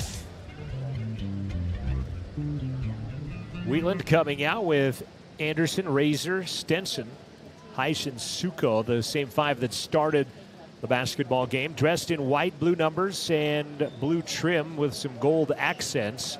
They will go right to left. Final 40 seconds of the first half. Halftime, I guess, warm-up winding down. Wolverines in their road cardinal red, the black numbers, the white trim. And their starting five, Vincent, DeVries, Gabrielson, Paxton, and Hutchison. DeVries and Paxton held to just 4 points in the first half. They are the two leading scorers, averaging between them 33 a game. 18 Parker, 15 DeVries. Gabrielson, who averages 6, third leading scorer on the team right now, is scoreless in this contest. So Wolverines take the court once again. They'll go left to right here at South High School. And we're deadlocked at 18 apiece, and we'll see if the third quarter is the Wolverines' quarter. They score the most in the third quarter of any of the quarters to the Wolverines. Anderson in the backcourt. D'd up by Gabrielson. Cade might have gone away with the foul, in fact. And ended up on top of him. Stenson back to Anderson. Gets a pick. Out to Heiss. Paxton on him. That's a size mismatch that Wheatland maybe wants right there as they'll go to the low block. Look like bodied into Parker pretty well. They get the mismatch like they want, and they score over Parker, as he had pretty good defense, and it's 20-18. 7 lead changes in the contest. Paxton to DeVries. He'll run it to the left side of the lane. It's going to fall out. It's been that kind of day for the Wolverines. Razor, another rebound. I got him for 5. Minute gone by here in the third stanza on the Fremont Therapy scoreboard. Anderson battles the dribble, hands it off to Razor. Vincent on him. Heiss ends up with it. Hutch defending him, back to Anderson. Driving Anderson, he'll score as he gets past one defender and goes over Parker, and he will score. 4-point Wheatland lead. They had a 4-0 lead early. That's been their biggest lead of the basketball game, has been 4. The Wolverines trying to right the ship here. Gabrielson for 3. That one goes out of bounds, and it will just go back to Wheatland on the team rebound.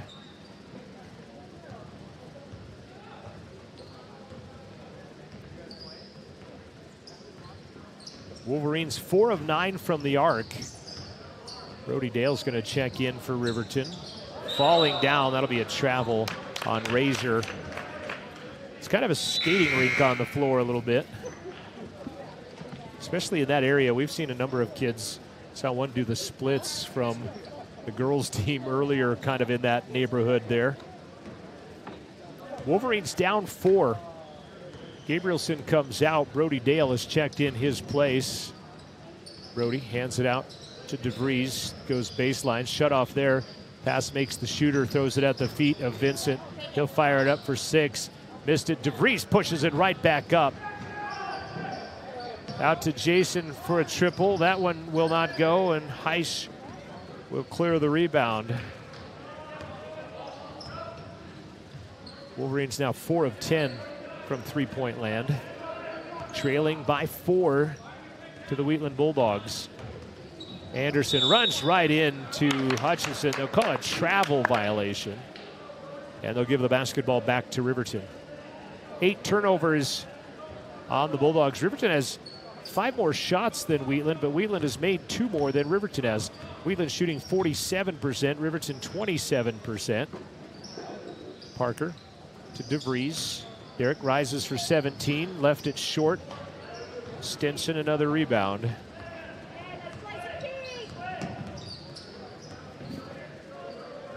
I believe I used the word frigid in the Bear Lake game, and the foul, DeVries and or Paxton fouling Heiss will send him to the line. It's going to go against Jason Vincent. I didn't think Jason was in the area code of that one, but he's not complaining too much, as Jacob Heiss will go to the line. Heiss has 6. 7 now as he knocks that one in. Biggest lead of the game for Wheatland now. Gabrielson, Hauk, Monroe back in for Hutchison, Dale, and Vincent. It has just kind of been flat for the Wolverines. They led 10-7 after 1, but got outscored 11-8 in the second.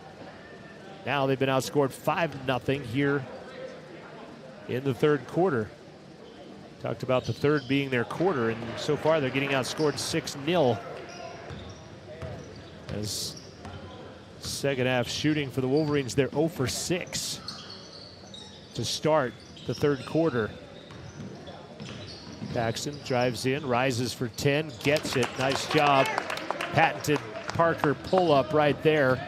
Gabrielson's going to make Anderson go the whole 94 feet back court. Then a foul comes at half court on Cade. It's been inconsistent, I think, to say the least. I'm not saying that right there wasn't a foul, but it's been a lot of stuff that have happened that are and aren't. Cade locking up Anderson, throws it in the backcourt to JP. He'll lower his shoulder in on Cade and kind of does the barnyard cat in front of him.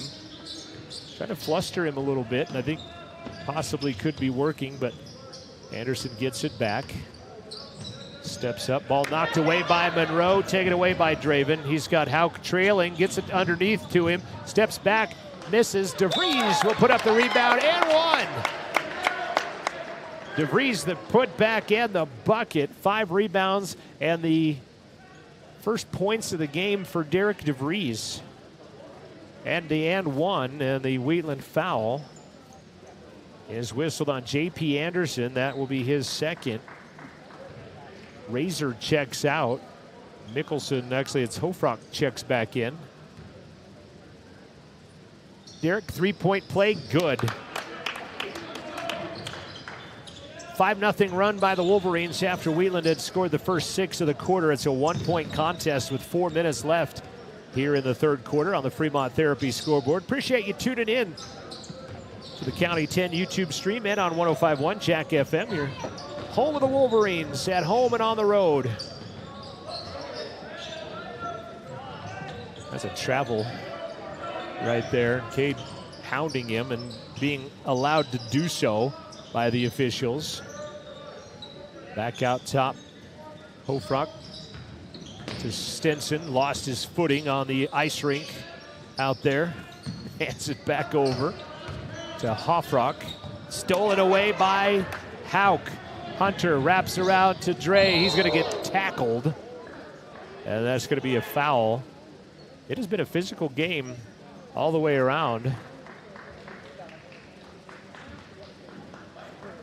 Watching this one, there's the steal by Hauk, and he'll wrap it around. He pump fake, and then player comes down on top of him. Luckily, everybody is okay. And they're going to say the foul was on the ground, and I think that may be what Coach Sheets was lobbying with the official. How is that not a shooting shot when he's going to position and gets basically run over by the player? But nonetheless, Jason comes out of his shoe, and a blocking foul is going to be called.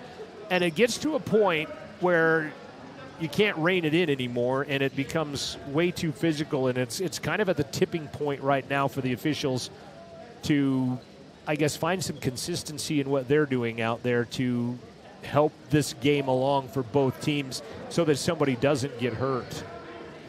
For sure. Hutch will trigger the inbound into Vincent.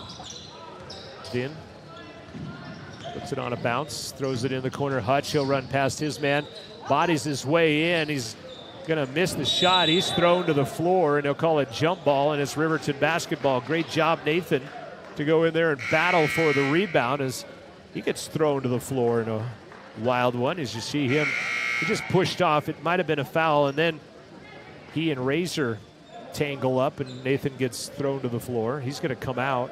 Gabrielson is out. Hauk, DeVries, Paxton, Monroe, and Vincent, the 5 on the floor for the Wolverines. It's a 1-point Wheatland lead. Inbound pass, Monroe. Great dish on the inbounds. Draven with his first basket of the contest. He's got 3 points on a nice little entry play, and the Wolverines have back the lead. 8th lead change to the contest. Suko hands it back out to Halverson. Halverson in a travel violation. Going to be called on Halverson. 11 turnovers on the Bulldogs. They have 7 more turnovers than the Wolverines, but they've also, well, Riverton actually has 1 more made basket now than does Wheatland, which is promoting a 1-point lead on the board right now. Now a 4-point lead. Nope, that one from DeVries rattles out. Suko, the Wheatland rebound. 25-24. Stinson hands it back out. Suko has it knocked away from him, taken away by Vincent. 12 turnovers. Parker working, rises. Oh, not that he's going to rise. Jason from his shot spot, no good. DeVries will tap the rebound to Hauk, and he gets called for a travel. As I think he thought he was going to get fouled, and they call a travel instead. I think I said something about consistency a few moments ago.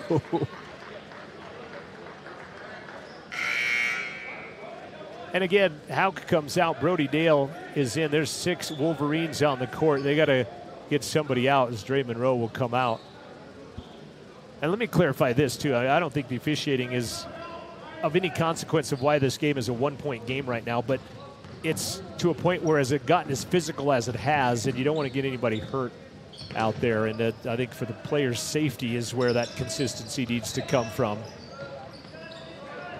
Wolverines have played pretty well on defense, giving up only 24 points, but it's 30% from the field right now shooting. That is the telltale. Vincent has that one thrown right to him. Parker's going to take it the distance, put it off glass. He had the double clutch in the air, and he makes the lay-in. And we'll get a quick timeout.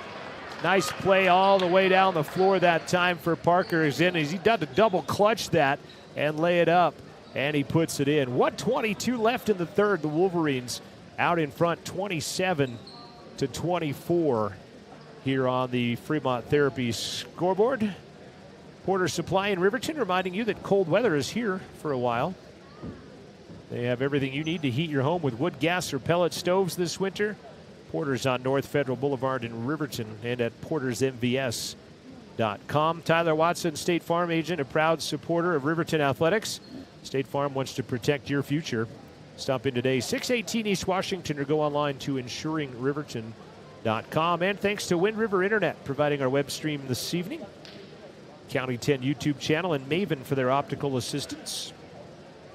With 1:22 left, a 27-24 Wolverine advantage. With 1:22 left in the quarter, Riverton a far cry from their 17 they average in the third quarter. They have 9 at the moment right now, but the good news is they've outscored Wheatland 9-6 to build a 3-point advantage right now. And kind of like the Bear Lake game in Green River, you just kind of kept waiting for them to turn it on.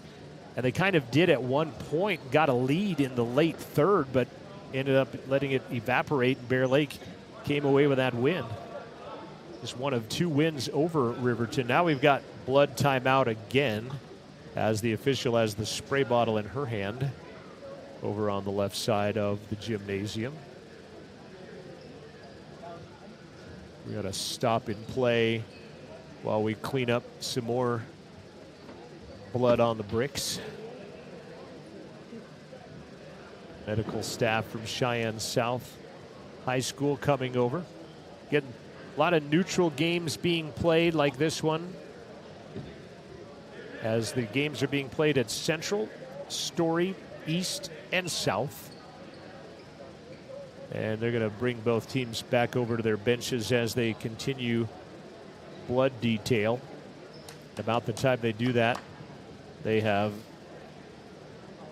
got the resumption ready to go.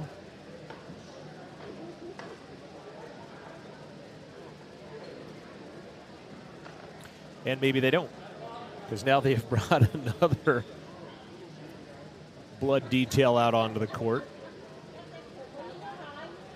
And I'm all about safety, and they notice it. They've got it. They're going to separate the teams, getting ready. Still with 82 seconds left in the third quarter. That was almost the exact same place the blood was in the girls' game, was it not? That Travis had to clean up. The eerie consistencies. In a couple of Bulldogs are changing jerseys out there as they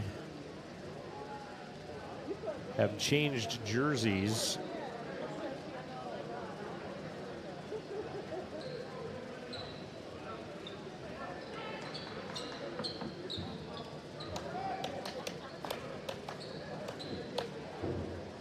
I believe J.P. Anderson has now put on the number 22 jersey, and he's got his left knee taped up. So Anderson in the backcourt, hounded by Brody Dale. Dale, Vincent, Paxton, Hutchison, and DeVries, the 5 on the court for Riverton. And then Brody Dale is going to foul Anderson.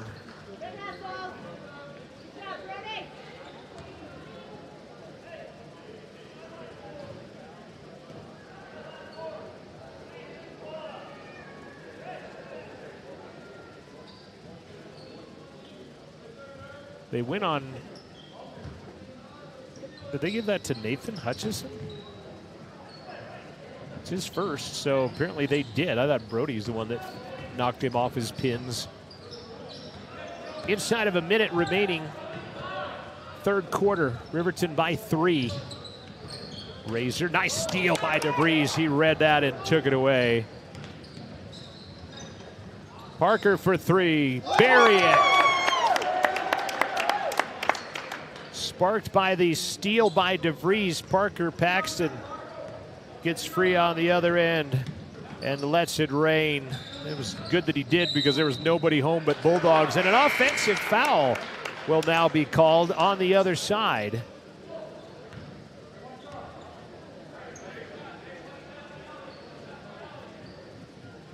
Substitutions for the Bulldogs. That is going to be the 4th team foul, and they give it to Colton Halverson, his first. Nobody in any foul trouble really whatsoever. Parker has 3 for Riverton. Nobody else on the court with more than 3. Final 20 seconds. Wolverines outscoring Wheatland 12-6 in stanza number 3. Parker guarded by Anderson. He'll hold for the last shot. He keeps looking at the ref to see if the 5 count is on. Now it is, and he moves out of there with 10 seconds. Parker's going to penetrate. Kicks it in the corner. Vincent with 5. Three-pointer is no good. J.P. Anderson with the rebound, and they will not get a shot away. Riverton outscores the Bulldogs 12-6 in the third, and will take a 6-point lead into the final 8 minutes of basketball. This is Wolverine Hoops on 105.1 Jack FM. As Jason Vincent has to be escorted to the sideline by his team, as the referee didn't want to hear any more out of him, and Draven Monroe escorts him back over there. Take a timeout. We'll be back right after this for the fourth quarter. Tires, tires, and more tires. Bailey Tire and Auto Service offers a huge selection, great prices, and fantastic service. Oh, yeah. Hi, this is Haley. With over 13,000 tires to choose, Bailey has tires for your ATV, farm implement, car, truck, trailer, semi, lawnmower, wheelbarrow, you name it. If it has a tire, Bailey Tire and Auto Service can fix it or replace it. Bailey Tire and Auto Service is your one-stop complete tire and service shop. Just remember, with Bailey's, there's no tricks, just tires. 8 minutes left in the contest. Riverton trying to win their fourth in a row, and as I mentioned, take a little momentum into a game with Natrona as they'll take on the Mustangs tomorrow at Story Gymnasium. That'll be at 4:30 tomorrow. The ladies will play at 3. The gentlemen will play at 4.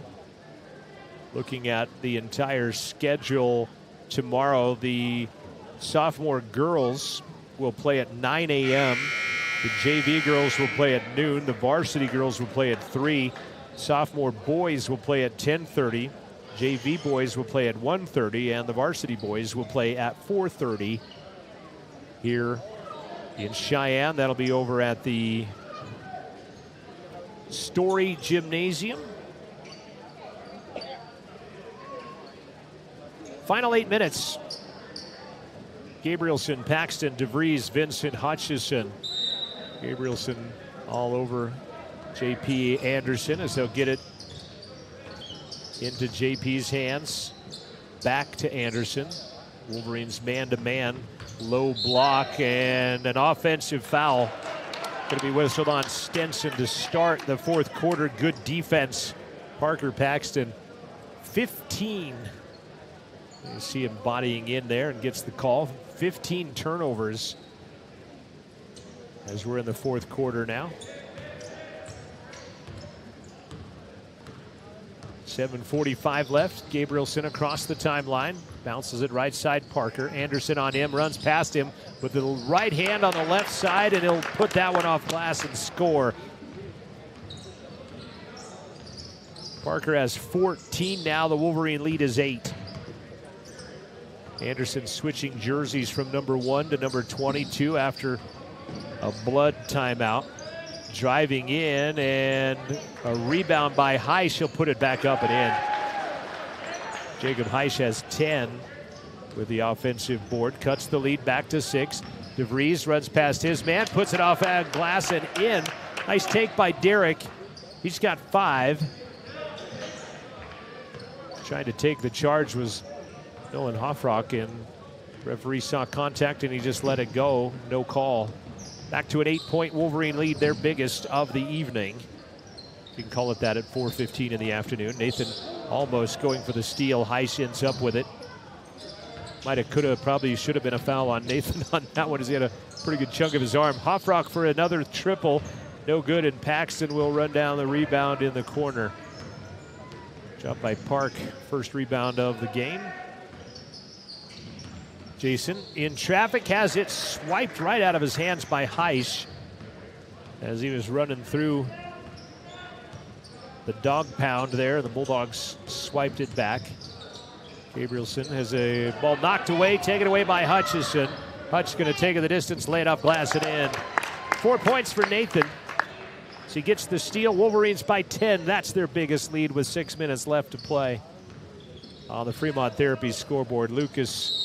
And an offensive foul on J.P. Anderson as Cade's been hounding him the whole game, nuisance style, and he gets the offensive foul. That'll be 3 on Anderson.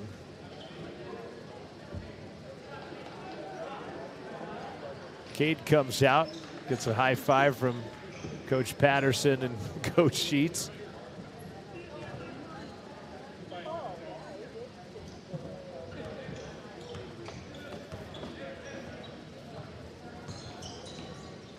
Parker, left side, Lucas. Eli for 3, no good. JP the rebound. Anderson, that is. Wolverines 5 of 15. Steal by Dale. Brody in traffic, lay it up and in. Great job, Brody Dale. Got a steal. There he just took it away on the crossover, and he puts it up off glass as Lucas was coming in to help rebound. 38-26 RHS out in front. And a foul on the Wolverines as driving in was Bryce Stenson. And the Wolverine foul is on Parker. Number 4 on Paxton. They have him for number 3. I have him for 4, so we'll go with their assessment at 3, and that misses by Stenson. Stenson, their leading scorer, has 2 points in the contest. How about that for defense? He averages 12 a game. He's got 4. Anderson averages 10. He's got 4. Actually, Stenson has 2. Anderson has 4. It's Jacob Heisch and Nolan Hoffrock that have 16 between them. Heisch averages 7, and he gets the second free throw. Averages 12. He's got 3. Wolverine defense holding a team to 27 points as DeVries runs down the right side of the lane after a nice move at the top. Hopefully watch that again. Here we go. Watching the replay. They just got a pick. He went around the pick and left Nolan standing there. And to the line will go Derek DeVries. Gabrielson will check in after this free throw by Derek. Foul whistled, by the way, on Heisch. That will be his second personal foul. Free throw number 1, good by Derek. Cade will come in for Derek now as he makes both free throws. 7 points, 6 rebounds for Derek. Had the double-double last night, as I mentioned. Full court pressure from the Wolverines, leading now by 13 with 5 minutes left. JP gets it back to the hands of Stenson. Gabrielson will go pick him up near the midcourt line. Cade has not scored in this ball game. Baseline, Dale knocks it out of bounds as it was intended for Stenson at the three-point line. Brody kicks it out of bounds. Good minutes for Brody Dale today. Got a steal and a layup. Played solid in his time on the court. Stenson takes the inbounds. Gabrielson comes and gets in his grill. Left side, Anderson working on Brody Dale. Stops, low block, off glass is good. Hard degree of difficulty by J.P. Anderson. And he gets it to go. Wolverines back on the attack. Here's the play by Anderson, and we got a player went down. Not sure if you can find that replay that we just had. And the similarities of stuff on the court is eerie because that is exactly where the Wheatland girl went down just a few moments ago. Do it again, Thomas. I was talking and missed it. Going to watch the replay here, and boy, Eli Lucas had set a pick, and young man ran right into him as you watch the replay, and he is down. And that is so, people have slipped on the same portion of the court here. The blood was on the same portion of the court in the girls' game, and now the Wheatland player is down in almost the exact same place that the Wheatland gal went down, and luckily he is up under his own power and walking off. That Nolan Hoffrock it is.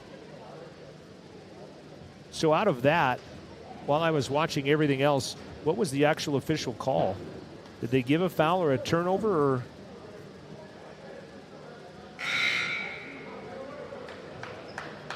Fouls are still what I have them at 7-4. They're going to give the ball to Wheatland. I'm not 100% sure what the actual call was, but hopefully Nolan Hoffrock is okay as he's over talking to the South training staff. Boy, the similarities on stuff is just crazy. Twilight Zone-ish on a Friday. Is it the 13th? Nope, it's only the 6th. Anderson takes the inbound. Cade been hounding him all afternoon defensively. Been taking turns. 4 minutes left to play, 4 and change. Third quarter. They'll throw the ball away, and Nathan gets pushed out of bounds. They'll say he's on the end line. Wow. They overthrow this ball. And Nathan gets you see the forearm and everything come from that. So turnovers for each team. And now a turnover back on Wheatland. That is 20 turnovers for Wheatland. It's an 11-point game. It's 40-29, is it not? We have 40-31 on the scoreboard. Do we have? I have 40-29. Bucket on the other end by Paxton as he gets fouled.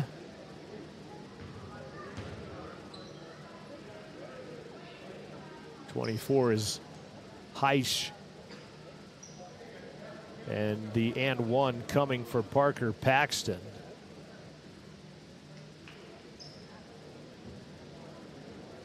Hey, guess what? There's blood on the court. Do you have that replay of Parker just a second ago? Let's watch it.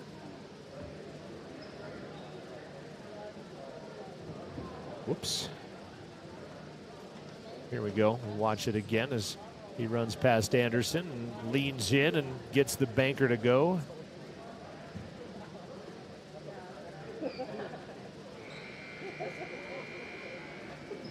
.42-31 is what the scoreboard says. I have it at 42-29. Thomas is conforming to the scoreboard rather than taking my word for it. I have texted Kent Smith across the gym from KYC and Wheatland Radio. See if he has what I have.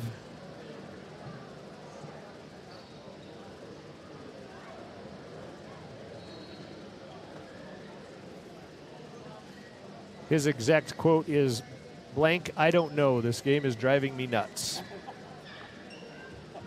So we have to go with what the official scoreboard says at 42-31, unless I took a Heisch bucket away and gave him a foul on that. Let me go back and look through that. I have a score log on my score sheet that I can go take that away. Nope. I'm going to stay with 42-29. Coach Patterson is going to the bench. So is Coach Quayle. I'm right, Thomas. You're wrong. Just in case you're keeping score at home. Again, they're looking at the scorebook. I have 42-29. Scoreboard has 42-31. Thomas has 42-31. But the fact that both assistant Riverton coaches are at the desk leads me to believe that that scoreboard is not correct. So out of the blood timeout, Parker back to the line for the and one. Watch this. Watch the scoreboard, Thomas. Ha-ha! Take it off of there. 42-29. I was right. I almost doubted myself there for a minute, but since I never make mistakes. And one by Parker is good. 43-29. 4 minutes left to play. Start the clock, please. Thank you. Don't be in this twilight zone any longer than we have to. Brody Dale knocks it off of J.P. Anderson out of bounds. Second forced turnover by Brody defensively here today. Riverton has outscored the Bulldogs 25-11 here in the second half to build a 14-point advantage. They held them to 6 and 5 after holding them to 7 in the first quarter. DeVries out to Hauk. Hunter back to Parker, lets a three go and gets it. Parker Paxton, he's got 20 and his third triple of the basketball game. He had 5 last night. Wolverines now leading by 17. 3:10 remaining in the contest on the fourth quarter. And a foul on Hutch, I think, underneath. I know the Wolverines do not like the call. Do we have that one too? Let's go look, just to see how frustrated we can see how people are. Nope, don't have it. All right, that's probably for the best. We're getting to the loopy part of the road trip. If you're a Joel Kindle, you know exactly what I'm talking about right there. 46-29, timeout called. Each team, well, Wheatland has 2 left. Riverton has 3 timeouts. remaining. It'll take a couple of ticks off for the Bulldogs on that scoreboard with 3:06 left. Again, Riverton 6 of 16 from three-point land. That's still 38%. That's not that bad. 17 of 40, 43%. That is heating up considering in the first half they were at 35%, 48% here in the second half. And for the game, 43%. Wheatland still shooting 48%. They have shot 19 less shots than the Wolverines thanks to that RHS defense here today. And they've had 20 turnovers also thanks to that RHS defense. Inbound pass, Heiss, bank it, got it, and won. Nice inbound play. Heiss has 12. And the official, I think, is going to find Nathan again. That'll be number 3 on Hutchison. Again, the kid I have given 4 names to, Nathan Hutchison, has 3 personal fouls. Heiss back to the line. 2 for 2 on the afternoon. Free throw on the way, no good. Rebound DeVries. It's been a rebounding machine the last couple of days. That'll be his 7th to go along with 7 points. So he carried it. He got away with that. Gets it back. He'll penetrate. Fakes one way, goes underneath, tries the scoop, can't get it. And the rebound by Razor. 15-point Wolverine lead. 46-31, 2.5 left. And a timeout called by Mick Cochran. We'll take it with him, Thomas. We'll go away. 4:31 in the Mountain West. Riverton 46, Wheatland 31. We'll be back after this quick timeout. This is Wolverine basketball on 105.1 Jack FM and County 10 Sports Network. Zander's One Stop of Lander wishes the best of luck to all student athletes and sports teams throughout Fremont County. Zander's One Stop has it all. Clean gas, ethanol-free fuel, diesel, a variety of household and automotive needs. Stop in for the very best in snacks, lunch, dinner, and much more. Plus, the best liquor selection. And now lottery tickets for the Cowboy Draw, Mega Millions, Powerball, and Lucky for Life. It's all here at Zander's One Stop, 730 East Main, Lander.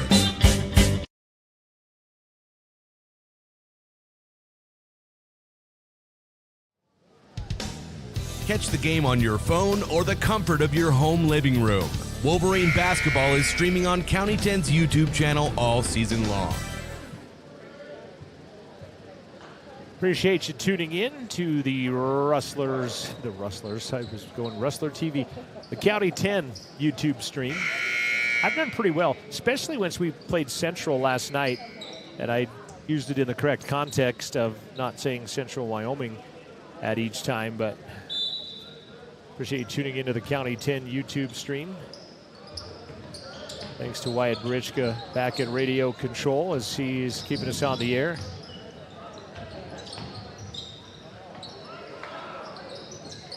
Wolverines playing defense, and DeVries is going to end up with a basketball on a steal. Up ahead, Gabrielson, he gets pushed into the wall. They'll just say it's out of bounds as he and J.P. Anderson got tangled up. They'll keep it Wolverine basketball.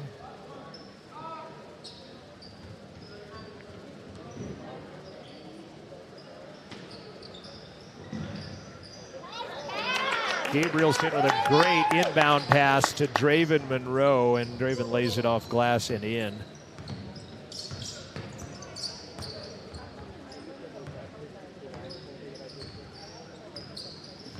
(48-31), RHS 17-point lead. That is their biggest. Monroe gets knocked on his keister. Jump stop in the paint. Turnaround 6. No good. Ball hits the ground. Vincent picks it up. 9 points and a rebound now for Jason Vincent today, and he had 3 big threes keeping his team in this one. Monroe to Gabrielson, wide open for Cade. He gets knocked around after he misses that, but DeVries will get another rebound. That 3 on the way, that doesn't go. And a foul on the rebound by Derek. That'll send Heiss to the line on the other side. DeVries will get personal foul number 2. 7 team fouls on the Wolverines. There's just very little energy in this gym. I mean, everybody's walking to their spots. Referees walk to the scoring table to give the calls, and it's just no high energy, no flow. Completely different than last night. Heiss free throw good. He has 13. And again, the Wolverines have kept their leading scorers to just 9. Stinson, who averages 12, has 3. Anderson, who averages 10, has 6. And Nathan Hutchison's going to check into the ball game for Jason Vincent. 20 points for Parker Paxton, 9 for Jason Vincent. Derek DeVries has 7, but he also has 8 rebounds. So 18 rebounds over the course of the last 2 days for Derek, and add another one as Heiss misses that free throw. Derek knifes in up top. Hutch, his 3 is off the mark. Gabrielson goes in and gets the rebound, and they will reload. Underneath, Derek for the take, a bucket, and a timeout as the Wolverines will declare victory and empty out the bench. 18-point Wolverine lead, their biggest, at 50-32, and the Wolverines will sub in a fresh 5. You have that on replay? Let's watch it. See Derek, nice crossover, hesitate, runs past his man and lays it off glass. 50-32, 106 remaining in the contest. Check out County 10 on Facebook and county10.com and stay up to date with the Wolverines and the Tigers all basketball season long, as well as all Fremont County teams. Slew of them played last night. Lander did not, as they and Rollins got, I don't know if it's canceled or if it's postponed at this point right now. It's a non-conference game. You would think they would like to try to make it up, but Lander Riverton will battle it out later this month at Riverton. Wyatt Britchka tells me no word on a makeup on that. Mark your calendar for January 24th. That's red versus green. Riverton versus Lander at Wolverine Gym. Lucas, Hauk, Dale, McIntosh, and Vroman into the ball game. Jordan getting his first varsity time this season. Minute 6 left to play. Anderson has been pilfered twice by Dale. Will bring it across the timeline. Brody almost got a third out of him. Good hand fighting out there. Razor shovels it right side. Heiss, nice play and 1. Jacob Heiss has 15 points for Wheatland. And he'll have a chance at more as the Wolverine foul is whistled. 8th team foul. Goes against Eli Lucas. And again, good to see him back out on the court after being ill when the Wolverines were at Flaming Gorge and missing those 3 games down there. Heiss can't get the 3-point play. Vroman will pick up the rebound. Wolverines dead even with the Bulldogs in rebounding at 20 apiece. It's the 21-7 turnovers that have helped get the Wolverines 22 more shots than the Bulldogs here today. Hauk in traffic, back to Lucas. He travels with it with 24 seconds left. 8 turnovers on the Wolverines. Riverton 6 of 8 from the free throw line. They hit 6 of 19 from the 3-point line, 32%. Final 20 seconds ticking down. The Wolverines will win their 4th in a row. They'll go to 7-2. And they'll take on a very gritty and tough Natrona Mustang team tomorrow afternoon at Story Gym. Ladies will play at 3. The boys will play at 4:30. Vroman diving at midcourt. 5 seconds left. Anderson with a triple. That's the buzzer, and this game is complete. The final score, the Wolverines right the ship. They outscore the Bulldogs. Double them up in the second half, 32-16, in fact, to win by 16. And Riverton didn't win pretty, but they win. 50-34 is your final score. Got a JV contest between Green River and South going to happen next. We'll get a quick Bailey Tire and Auto post-game show. Hopefully pick our player of the game, and we'll do that after this break. This is Wolverine basketball. They win it 50-34. We'll be back right after this. You've been watching the Wolverines on the County 10 YouTube stream and the 105.1 Jack FM.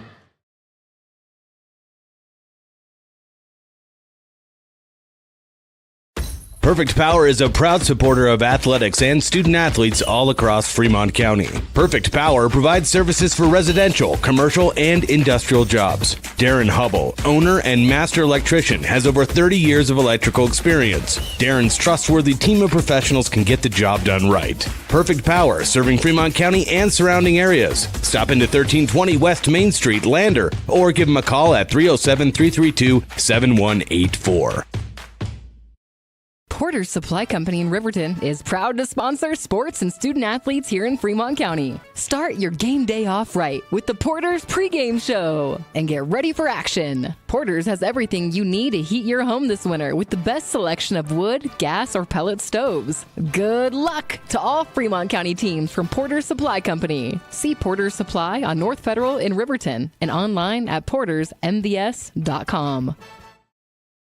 RE/MAX All-Star Realtors are proud to sponsor sports across Fremont County for the 22-23 season. RE/MAX All-Star Realtors was founded in 1991 with the goal of doing real estate in a way that would make our clients' lives as easy and uninterrupted as possible. They've completed many transactions involving residential, commercial, vacant lots, farm and ranch, and investment properties, and can help you with any goal you might have regarding any of these today. RE/MAX All-Star Realtors, 938 West Main Street, Riverton. See them.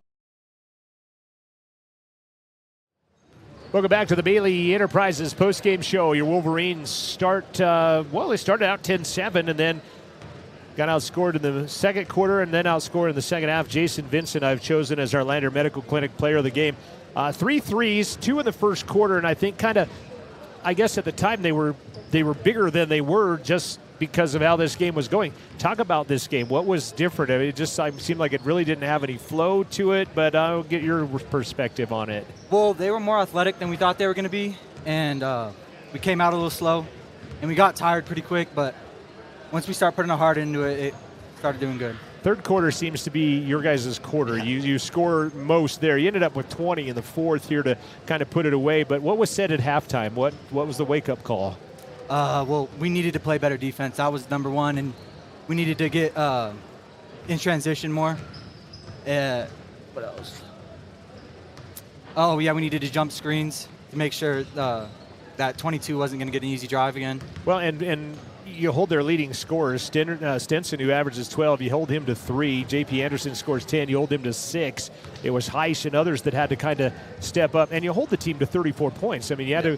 We'll talk to the coach about the defensive effort, but he said play better defense. You guys held them to, 16 points in the second half. Mm-hmm. So 1 rebound, 9 points. I got you as our player of the game. Look ahead to Natrona. Conference opponent. You guys have beaten them, I think, 7 or 8 times in a row. Uh-huh. They're probably looking for bear on the Wolverines. How does a game like this help you, I guess, get hyped for tomorrow? Just seeing the shots go in, really, because every time we play Natrona, I felt like we've came out really slow and, I don't know, not in the right mindset. And so a game like this where we can, get some easy shots up and play some good offense, it'll help a lot. Help put the focus back on it. All right, Jason, I'll let you go be with your team. Thanks for coming on with us. Congratulations. Good luck tomorrow. 4 in a row now. 4 W's, 4 wins there. That's Jason Vincent of the Wolverines. And, again, you could just go up and down the list and choose players of the game. And sorry I don't have the wet wipe for you today, Coach. I normally have I have one in the backpack. I have a sanitizer, but he's got to put on sweaty headphones. At least he wiped him off, though. I was just talking about I picked him as our player of the game, 9 points. Yeah. He had 3 threes when it counted. Correct. Kind of the most. But Derek DeVries has been a rebounding machine. 9 points, 9 rebounds for him today. I had him at a double-double yesterday, and I know you kind of challenged him prior to that Mountain View game, and he has responded for sure. Yeah, no, he's done a good job kind of getting, you saw late, Jason had some shots early. Derek had some late. Some other guys had some late. They did a good job kind of. It was a battle, and we knew it was kind of a trap game coming in. You have a big win. You play a team that people say you should win. big, so, handily, and I alluded to that in the pregame, in fact. So. And so sometimes that's a trap game. I mean, but you still got to play him. Nobody, like we talked about early, nobody told Wheatland that we were supposed to win. You did. So. And Jason said it. He's like, they were more athletic than we thought they were. Sure. That was the first words out of his mouth. And what was said at halftime? He said it's got to come down to defense. He held them to 34 points. We did, and they're a team, they're probably the ideal team to play against our defense because our defense is set up to slow down teams that push the pace, that really want to attack. The pack line forces you middle. So against a really disciplined team like that, they're just going to move the ball. And they did, if there's a time of possession in basketball, they definitely won it early and wore us down into where our guys didn't want to really run as much because they were tired. And so, credit to Wheatland for being very structured. They worked a ton of clock. They got good shots. We only had 18.5. It's nice to hold a team to 18.5, but when your possessions are cut basically in half, if not more, we kind of had to speed them up, and we won't see a team like that again the rest of the year that we're going to have to look to speed up like we did today. Yeah, Bear Lake maybe in the rearview mirror, kind of similar to this. And if you look at that game, Bear Lake was able to get to the middle, kind of rotate the ball. Our defense, we force middle, kind of take away gaps, but, if you're very disciplined, you can kind of run as much clock as you want. And so those two teams, are kind of ideal teams against our defense. One last quick thought before we talk Natrona. I thought Brody Dale came in and gave you good minutes today, good solid minutes. He had 2 points, but that was because of his own work. He got a couple of steals off of Anderson and scored. Yep, and against, a team like that, we're having to speed up. Brody comes in, and that kid probably, he was getting irritated by Brody, looking to shove him a little bit because Brody's just staying right there. And Brody got an offensive foul, I think, against him, and, some of the other kids did too. But credit to all those kids coming in, especially Brody today. That was big. You've had Natrona's number, I think, 6 or 7 in a row now. I have to go back and look through my notes. But, they're, I think, much improved, and this will be a good game tomorrow. It is. They are very good. Them and Rock Springs remind me a lot of each other this year. Both very athletic. They're very skilled at a lot of positions, and so you're going to see both those teams. They beat Kelly early. Natrona did, and so they're much improved. They're a team that plays hard. Coach Paddock does a good job with Was that Kelly Walsh score over Sheridan correct? It was. They beat him by 25. That's a crazy score to see. But, when Coach Roden's team gets hot, as we noticed last year at Story Gym, it's not going to matter what you do in that. So 4:30 tomorrow, you've got games kind of spread out throughout the day. And so just a lot of time in the gyms for these kids, whether they're playing or not. Yeah, no, it's fun to be at a tournament, to watch teams and get games. Coach, anything else? I think that's it. Proud of the boys. Again, it wasn't pretty, but they did a good job kind of, weathering the storm, scoring when they need to, get some stops and some steals. And I worked the word frigid in again, too, by the way. It was a little frigid again. And I did say, I think exactly what you said. It was not a masterpiece, but a W is a W. So congratulations. We'll talk to you tomorrow. Okay, thanks. You bet. Head coach Bo Sheets of the Wolverines says team victorious this afternoon, 50-34 over the Wheatland Bulldogs. Quickly running down some final stats, and then we've got to tear down and get out of here. Parker Paxton, 20 points. Jason Vincent, Derek DeVries, 9 points apiece. Draven had 5. David Hutchison had 4. Hunter Hauk had 1 in the ball game. On the other side, double figures from Jacob Heisch. He had 15 to lead the way. 6 points for Hofrock and Anderson in the contest. Riverton wins it by a count of 16, outscoring the Bulldogs by 16 in the second half, 32-16. Riverton now 7-2 overall. They have won 4 in a row, and they will take on the Natrona Mustangs tomorrow from Cheyenne's Story Gymnasium. Back when each team didn't have their own gym, they all played them at Story back in the day. Now each school has their own gym, and they still play the neutral court games over there as well. Varsity girls hit the court at 3. Varsity boys will play at 4:30. We'll be on the air at 2:45-ish tournament time, depending on how the game goes before us. We'll be on at 2:45 here on Jack FM as well. Garrett Deary, our camera. Also Jason Peterson stepping in on that as well. Wyatt Barichka back at radio control. For Thomas Dent III, I'm John Gabrielson. The Wolverines split here today. The ladies falling 43-26. Boys winning 50-34. Till tomorrow at 2:45 from Cheyenne, I'm John Gabrielson. Thanks for being a part. This is the County 10 Sports Network.